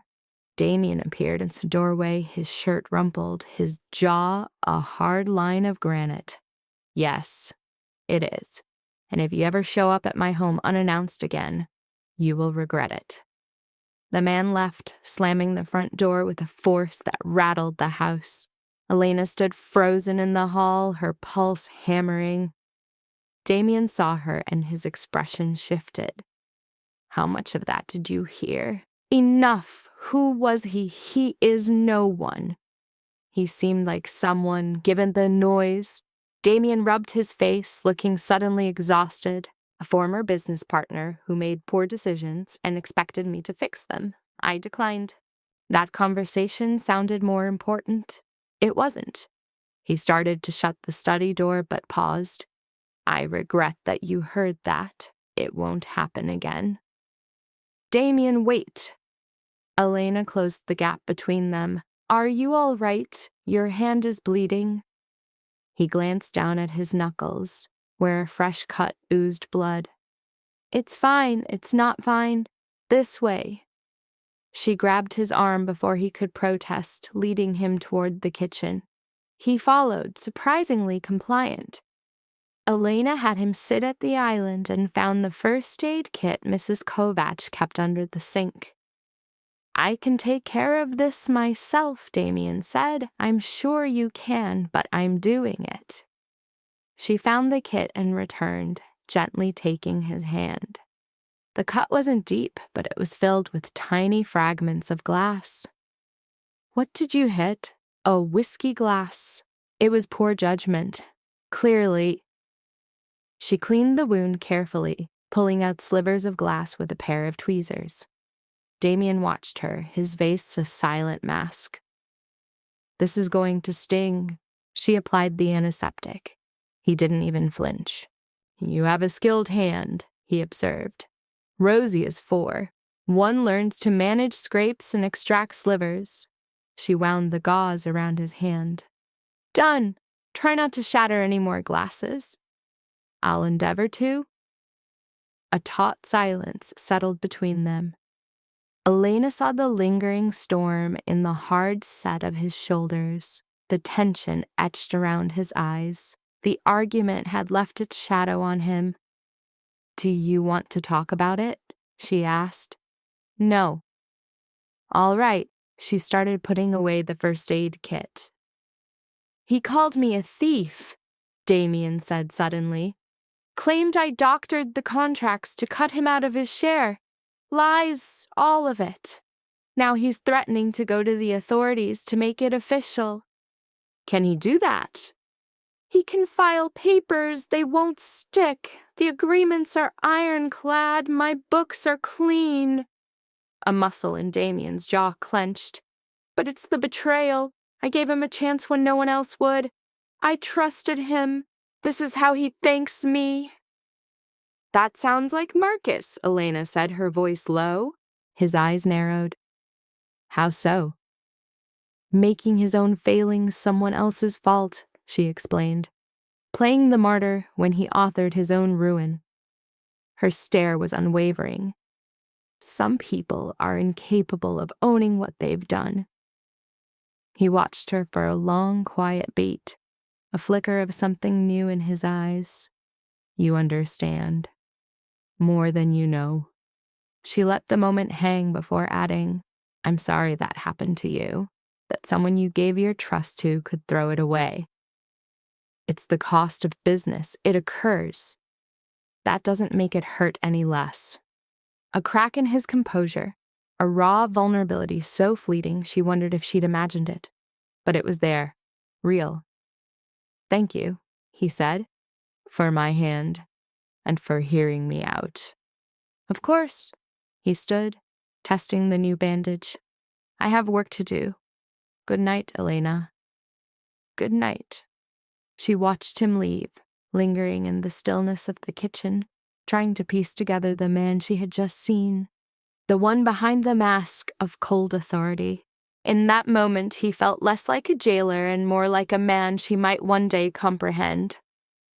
The next day dawned with Rosie bouncing on the bed. "Mama, Mama, wake up!" "I'm awake, what's wrong?" "Nothing's wrong. Damien said we can go into the city, all of us. He said there's a museum with dinosaurs. If you say yes, please say yes." Elena pushed herself upright, her thoughts still clouded with sleep. "He said that?" "Yes, he's downstairs having breakfast and told me to ask. Please, can we?" Elena scrubbed at her face. "Let me talk to him. Go brush your teeth." Rosie scrambled away, her mind already among prehistoric skeletons. Elena slipped from the room and padded downstairs in her pajamas. Damien sat in the dining room, a coffee and newspaper before him. He glanced up as she entered. "Dinosaurs," she began. "The Natural History Museum has a respectable exhibit. I thought Rosie would enjoy it." "When did you start taking Saturdays off?" "When I realized I haven't taken a single day for myself in 3 months." He set the paper aside. "You're hesitant." "No, the want is there. It's just sudden. Is this a good thing or a bad thing?" Elena considered it. "Good, I think." Rosie is practically vibrating with excitement. "We leave in 1 hour, then." The museum hummed with the chaos of families, children a blur between the static displays. In the dinosaur hall, Rosie's eyes widened at the sight of the towering Tyrannosaurus Rex. "So big," she breathed. "A Tyrannosaurus Rex," Damien's voice was low beside her. "One of the greatest predators of its age." "What's a predator?" "It ate meat." Rosie's stare grew more profound. "Like chicken nuggets." A laugh escaped Elena. "Something like that, only much bigger."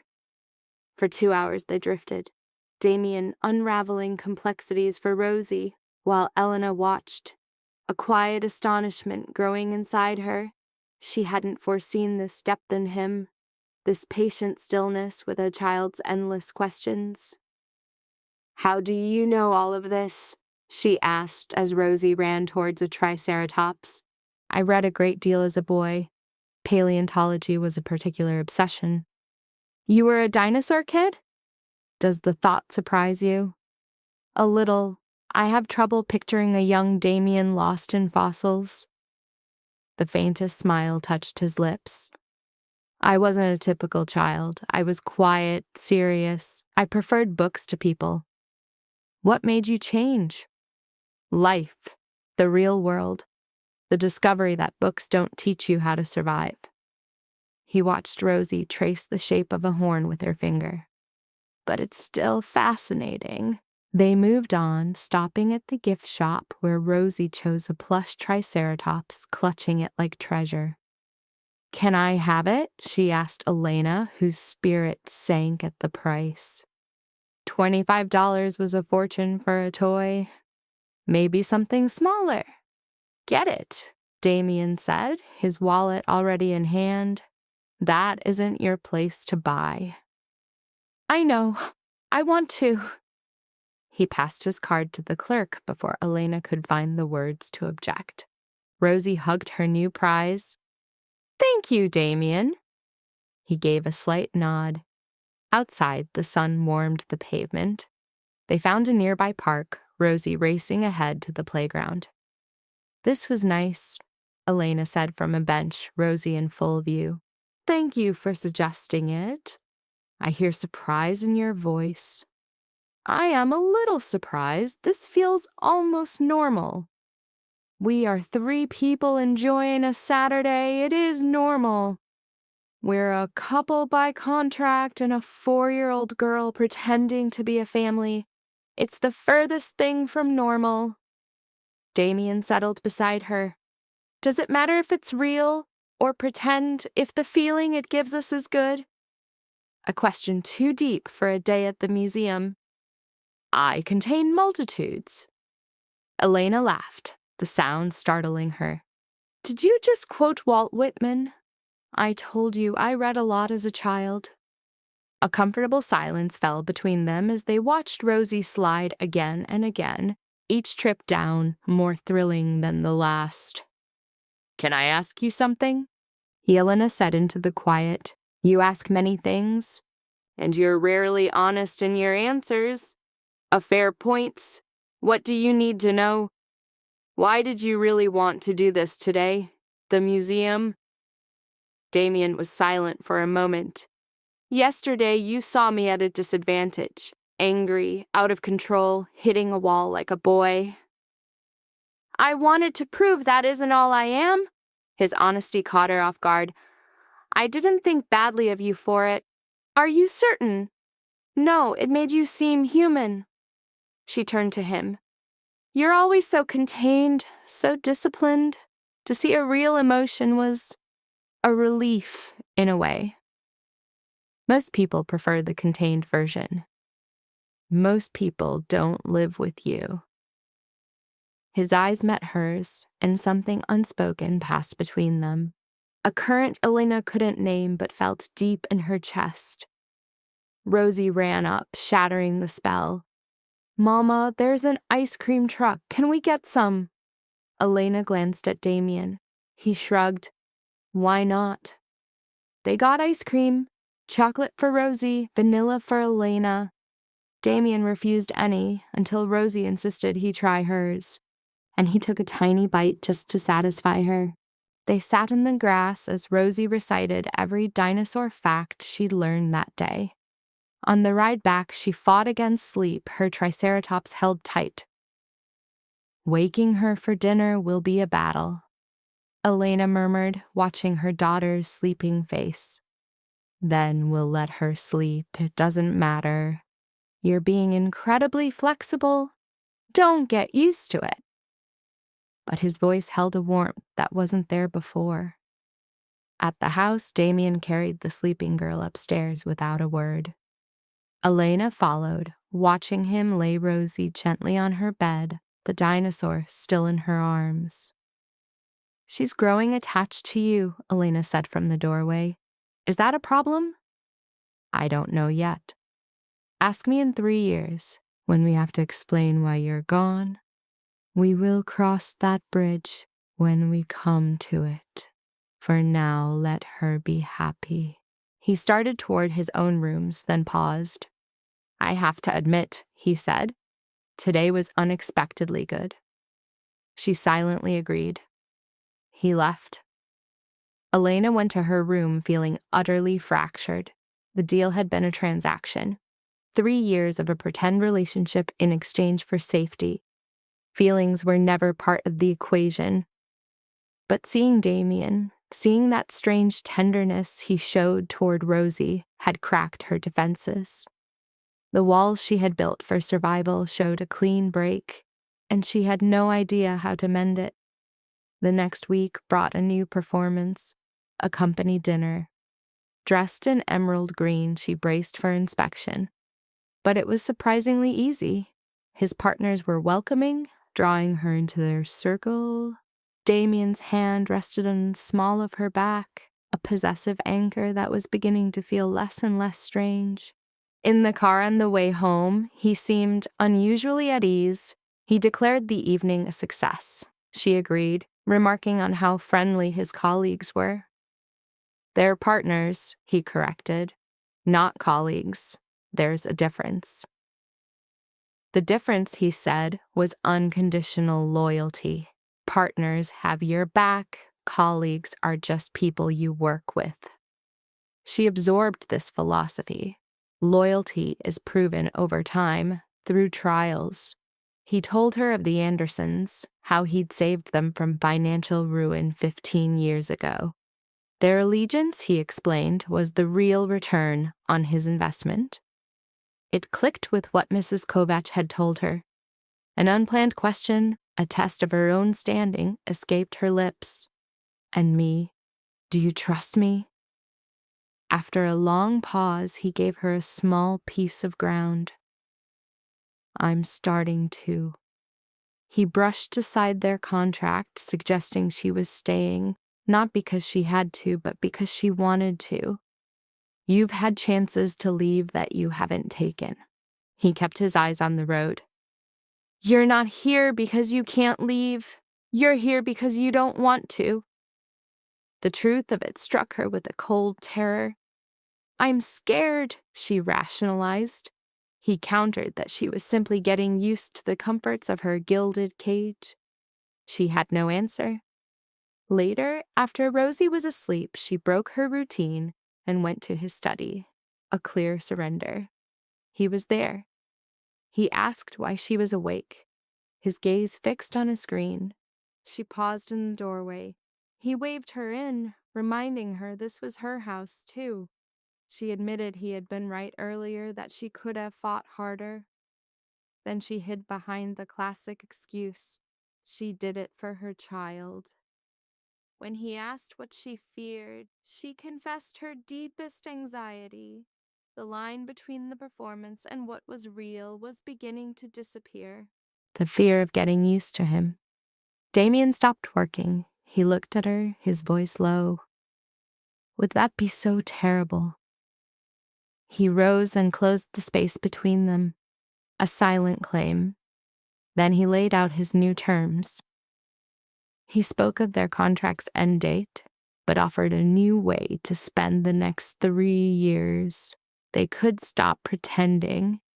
He proposed they simply be what they were pretending to be.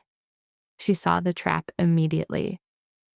What about Rosie? She countered, thinking of the damage when it all ended.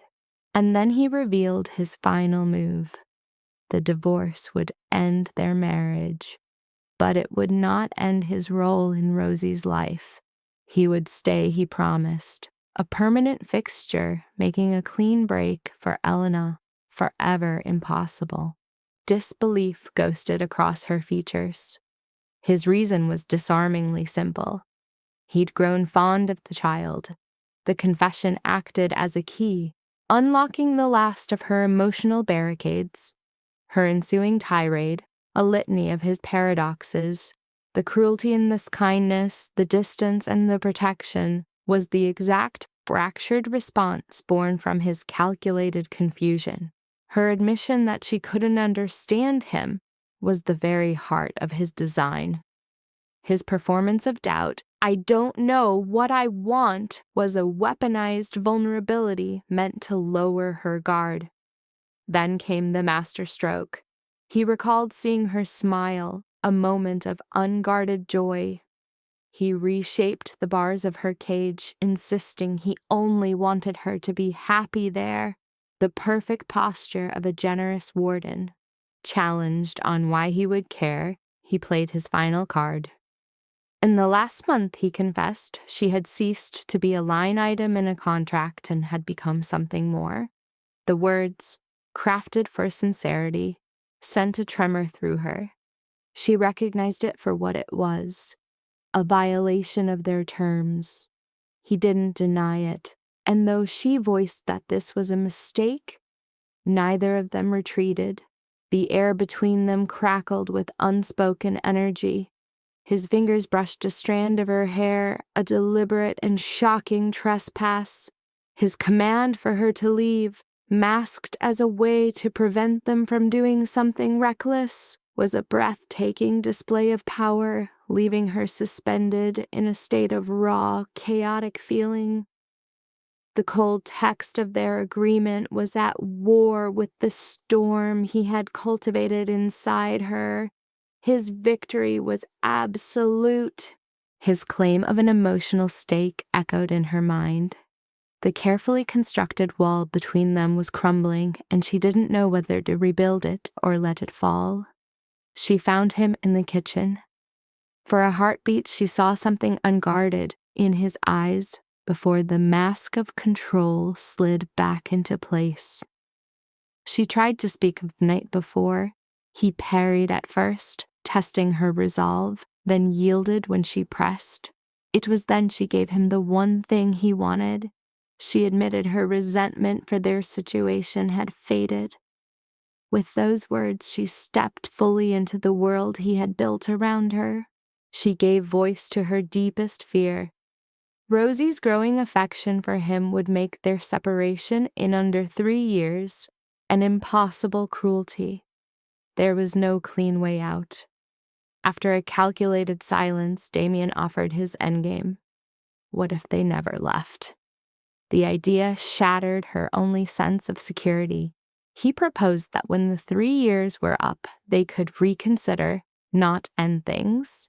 He dismissed their legal bond as a piece of paper, not a life sentence, skillfully dissolving a firm deadline into a vague emotional horizon. By suggesting they stop planning for an end neither might desire, he stole her capacity to hope for escape. She saw the truth of it instantly. He wanted to turn this charade into their life. "I'm suggesting we let this become what it will," he said, cloaking his absolute control in the language of fate. A tremor in her hands betrayed the chaos inside her. Her plea for time was her last, weak attempt at self-preservation. He granted it with the grace of a king, already knowing her answer. As he left, he delivered the final, intoxicating blow. She was the only one in years who had made him want something more than another deal. Then he vanished. In the weeks that followed, a new kind of normal began to set in. Damien's altered routine and presence in their lives became a steady rhythm of reward for her surrender. Every small kindness he offered was magnified in her mind. Her world now shrinking to revolve entirely around him, the final sign of his conquest. The pale, faded scars on his left hand were a mystery she could not solve. Picking him apart piece by piece was a terrifying, thrilling obsession. And then the past arrived in the form of Marcus Chen. Elena was in the garden with Rosie when Mrs. Kovac hurried toward them, her face pale with alarm. "There's a man at the gate," she said. "He's asking for you. He says his name is Marcus Chen." The name struck Elena like a physical blow. "What?" "Security has him, but he won't leave. He says he has to talk to you about something important." From the flower bed, Rosie looked up. "Who's Marcus?" "No one important, sweetie." Elena's mind raced. "Mrs. Kovac, can you take Rosie inside?" "Of course." The housekeeper held out a hand. "Come, little one, let's go make some cookies." Rosie went without argument, chattering about chocolate chips.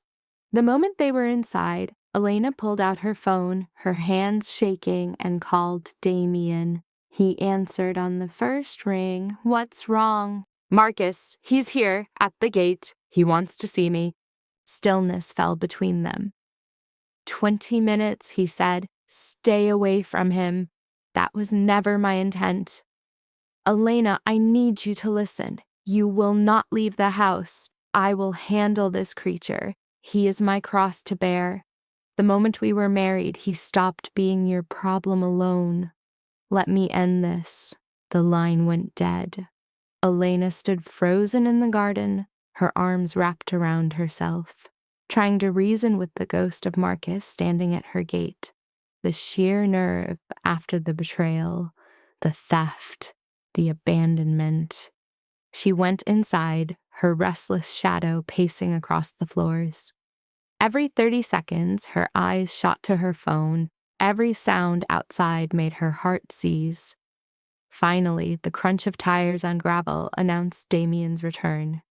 He entered, flanked by 2 guards, his face a mask of cold resolve.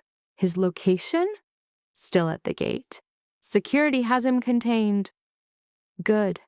Damien shrugged off his coat, draping it over a chair. "Stay here. I want to go with you."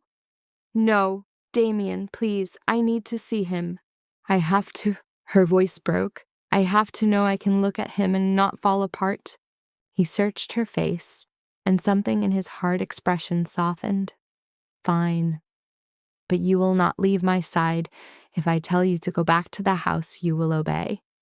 Do you understand me? Understood. They walked to the gate, Damien's men a step behind. Through the wrought iron bars, Elena saw Marcus by a cheap rental, looking smaller than she remembered. He was thinner, the expensive suits replaced by jeans and a wrinkled shirt. When he saw her, relief washed over his features.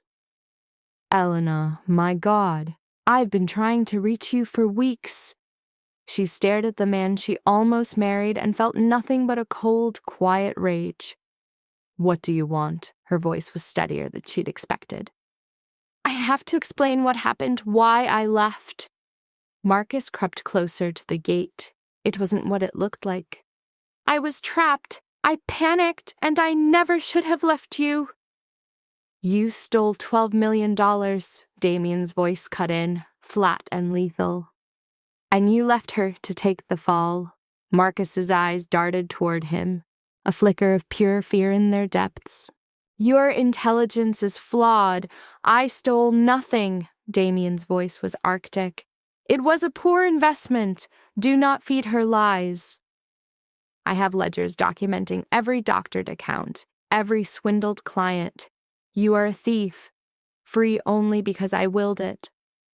Because you coveted her? Marcus's composure finally shattered. His desperation laid bare. You moved in the second I was gone, marrying her before the funeral flowers for our wedding had time to wilt. That isn't chance. You're right, Damien conceded. It's not. It's opportunity. You abandoned an asset and a woman who deserved more. I offered a resolution. A solution? A bitter laugh escaped Marcus. You cornered her, probably held the debt over her head until she had no choice. Is that how you saw it? Elena stepped into the light, her fists clenched. That I was so weak I could be broken by threats? I know how your mind works, Elena. You don't have the spine to stand against a man like him.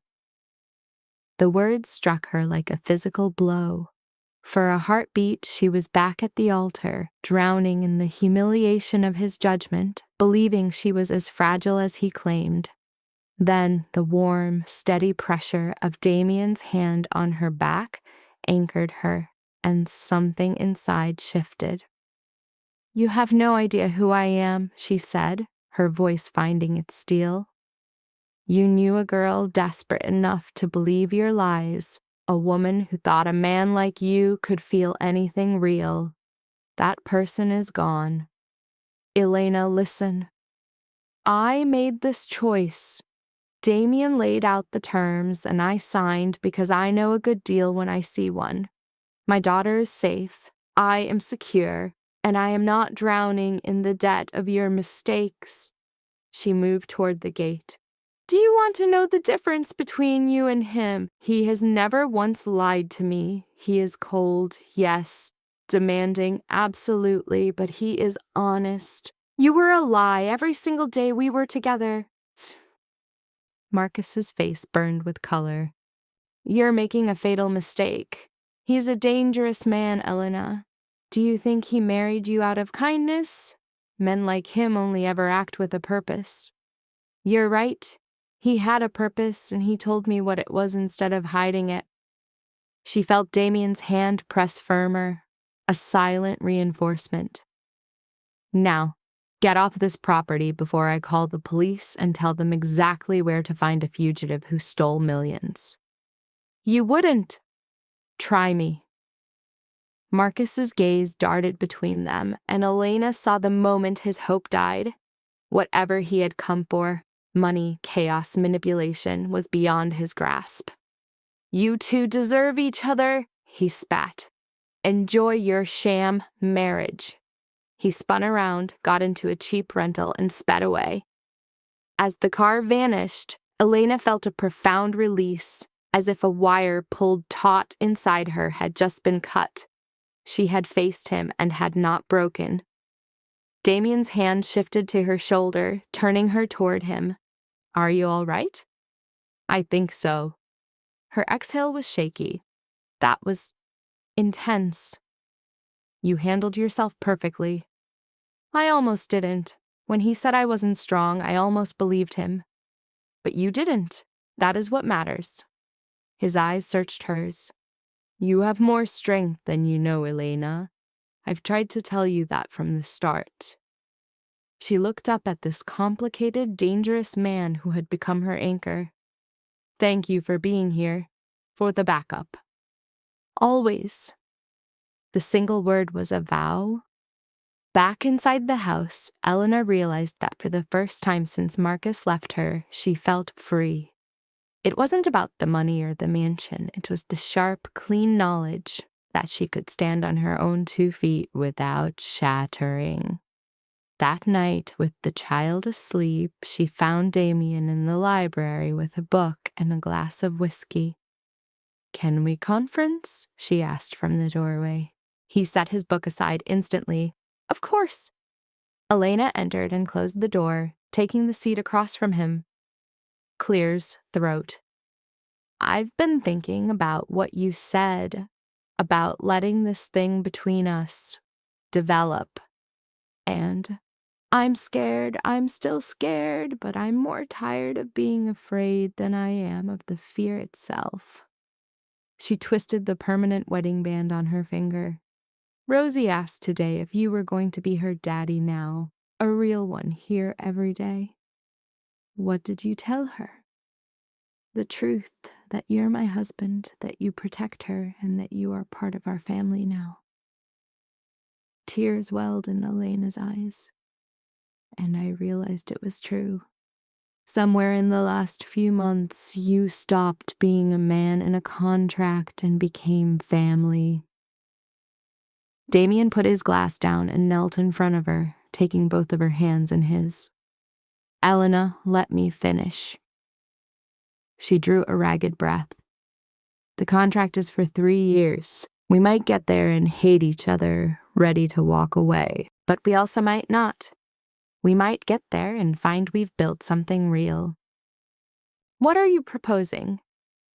"I am proposing we truly try, not just living together and counting the days, but actively building a life." She squeezed his hands tight. "I'm saying that I am falling for you, Damien Volkov. It's terrifying, but I'm done running from it." His eyes shut for a moment, and when they opened, they burned with a fire she had never seen before. "You need to understand me. I am not an easy man. I am controlling, demanding. I have enemies who would use you to get to me. Choosing this, choosing me, will not be simple." "I don't need simple. Marcus was simple, and look how that ended." Elena reached up, her fingers tracing the hard line of his jaw. "I need real, and complicated, and messy. Real." "I have no experience with this," he admitted, his voice low. "This feeling for someone, wanting something more than just business and power. Then we'll figure it out together." He pulled her against him with a force designed to shatter every defense she had. She answered with a desperate cling, channeling months of coiled fear and fragile hope into the embrace. When he finally let go, he promised he would fail her one day. Her quiet nod was a vow to mend what he broke. Then he confessed the depth of his feelings, framing his own attachment as terrifying. She had to know what he was so afraid of. They stood at the charged silence, the space between them redrawn. The house was a fortress. The child, Rosie, was safe within its walls. Elena's greatest fear, that this contractual marriage would bleed into reality, was coming true. All her resistance had finally collapsed. The months that followed were a slow, deliberate courtship. Damien held to his word, orchestrating a world where Elena was gently drawn closer. Their first dinner, sanctioned and official, shed its business pretense as their conversation stretched late into the night. A second outing, meant for simple leisure, was shattered by the unexpected sound of Elena's laughter at his foolish competitiveness. A third ended with her asleep in his presence, relocated to her bed without her ever knowing. Through these measured steps, an unforeseen intimacy was forged between them. The child, Rosie, wove him into their lives, christening him Damien Daddy and demanding bedtime rituals that bound Elena's heart to him even faster. Her friend Sarah offered a blunter perspective. "You're falling for him," she noted, as they met while the child was playing nearby. "I am. Elena, this was supposed to have an ending. I am aware of that." "So what happens when the contract is up?" Elena admitted. "We've spoken of making it permanent, of turning this arrangement into a true marriage." Sarah stared in disbelief. "Are you being serious right now?" "It would appear so. Nothing is settled, but the option is on the table." "Are you in love with him?" The directness of the question left no room to hide. "Yes," she confessed quietly. "I believe I am." "But does he love you?" "He hasn't said the words, but his actions, the way he shields us, his devotion to Rosie, the possessiveness in his touch when we're in public." A small smile touched Elena's lips. "His words are few, but his actions speak clearly enough." Sarah reached for her hand. "I just don't want to see you get hurt." Being hurt is always a possibility. There are no guarantees when it comes to the heart. Elena thought of herself 6 months ago, lost in a fantasy of being a victim who needed a savior. "I would rather risk the pain than live forever wondering what might have been." "When did you get so brave?" "I had to, for Rosie and for me," she added. "Damien helped. He sees me differently, not as something broken that needs rescuing, but as someone fully capable of saving herself." "That's a surprisingly beautiful thought," Sarah admitted. "I hate it, but it's beautiful." Elena laughed. "You don't hate it." "I hate that I'm starting to approve of him, but no, I don't hate the thought." That night, Elena found Damien in his study. She paused at the door. "Am I interrupting?" His focus shifted entirely.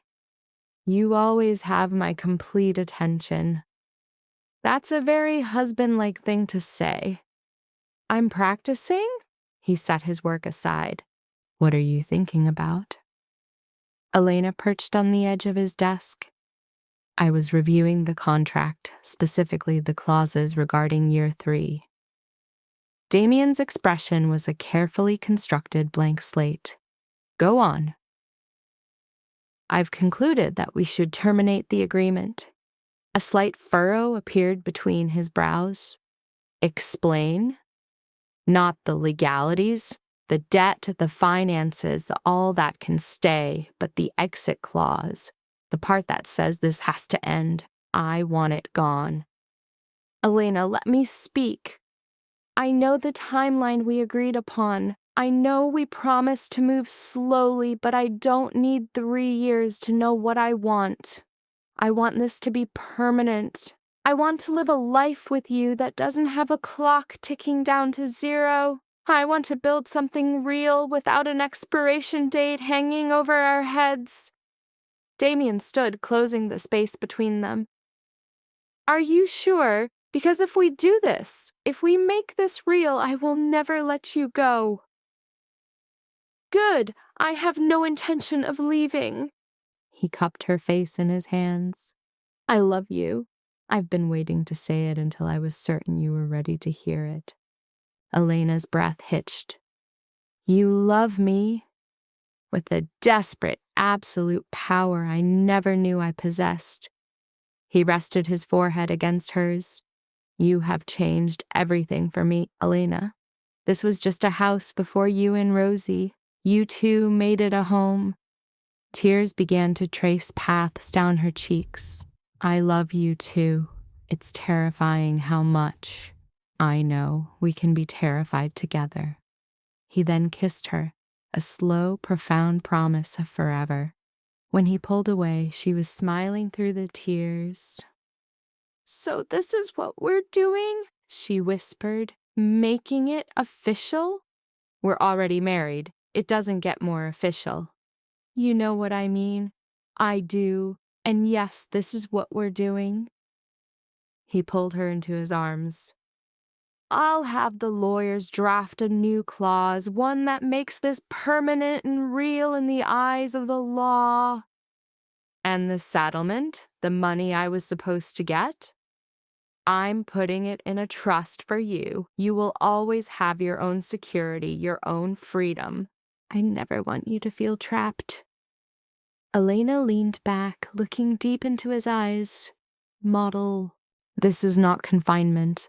For the first time, I can finally breathe.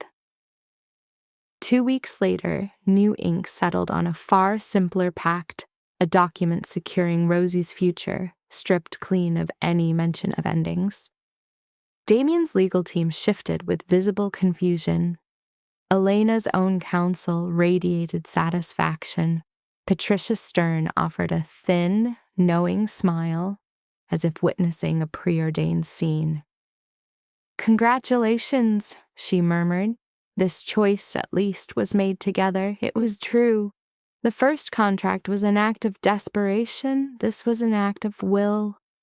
That night, under the open sky, they enacted a quiet ritual with their daughter, a simple meal. Rosie knew nothing of its weight, but for Elena and Damien, the truth was palpable. Watching her, they saw what they had forged from ruin, an outcome neither had dared to imagine, a marriage that functioned, a family that held, a future that existed.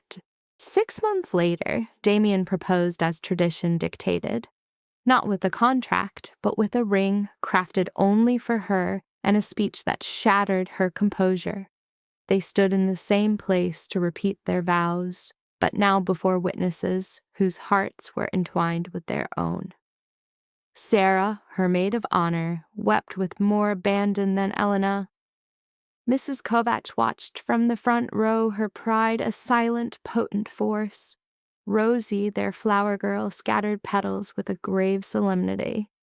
When Damien's lips met hers, a true kiss, not the sterile gesture of before, the applause felt real. Afterward, Elena was lost in the echo of her own transformation. What are you thinking? Damien asked. I was remembering 1.5 years ago, standing here convinced my life was over. And now I know it was only beginning. She looked at him, the man who had walked into her despair. Thank you. For what? For seeing something in me worth protecting, worth investing in, worth loving. That was the easy part. You were always there. I just had the wisdom to see it. Rosie appeared then, her dress already bearing the marks of adventure. Is it time for cake? Elena's laughter was a sharp, brilliant sound.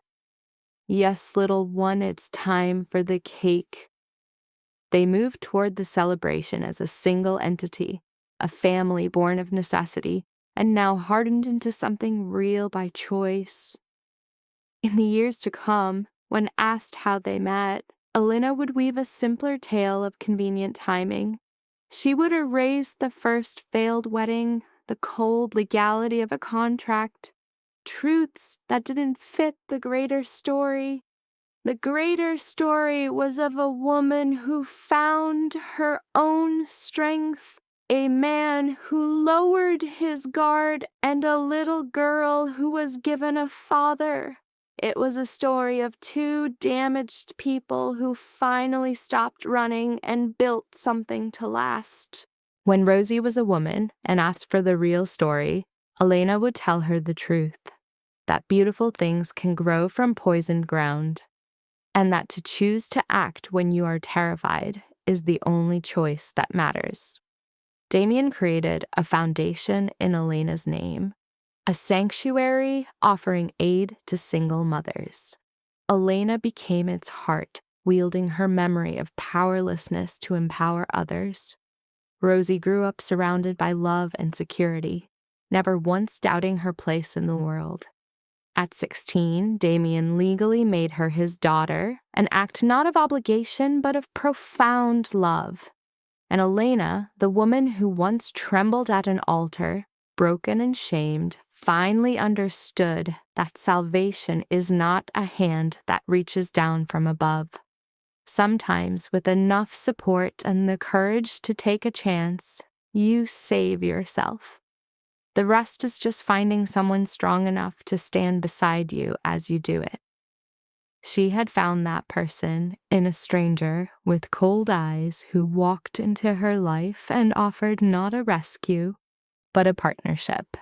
That distinction made all the difference.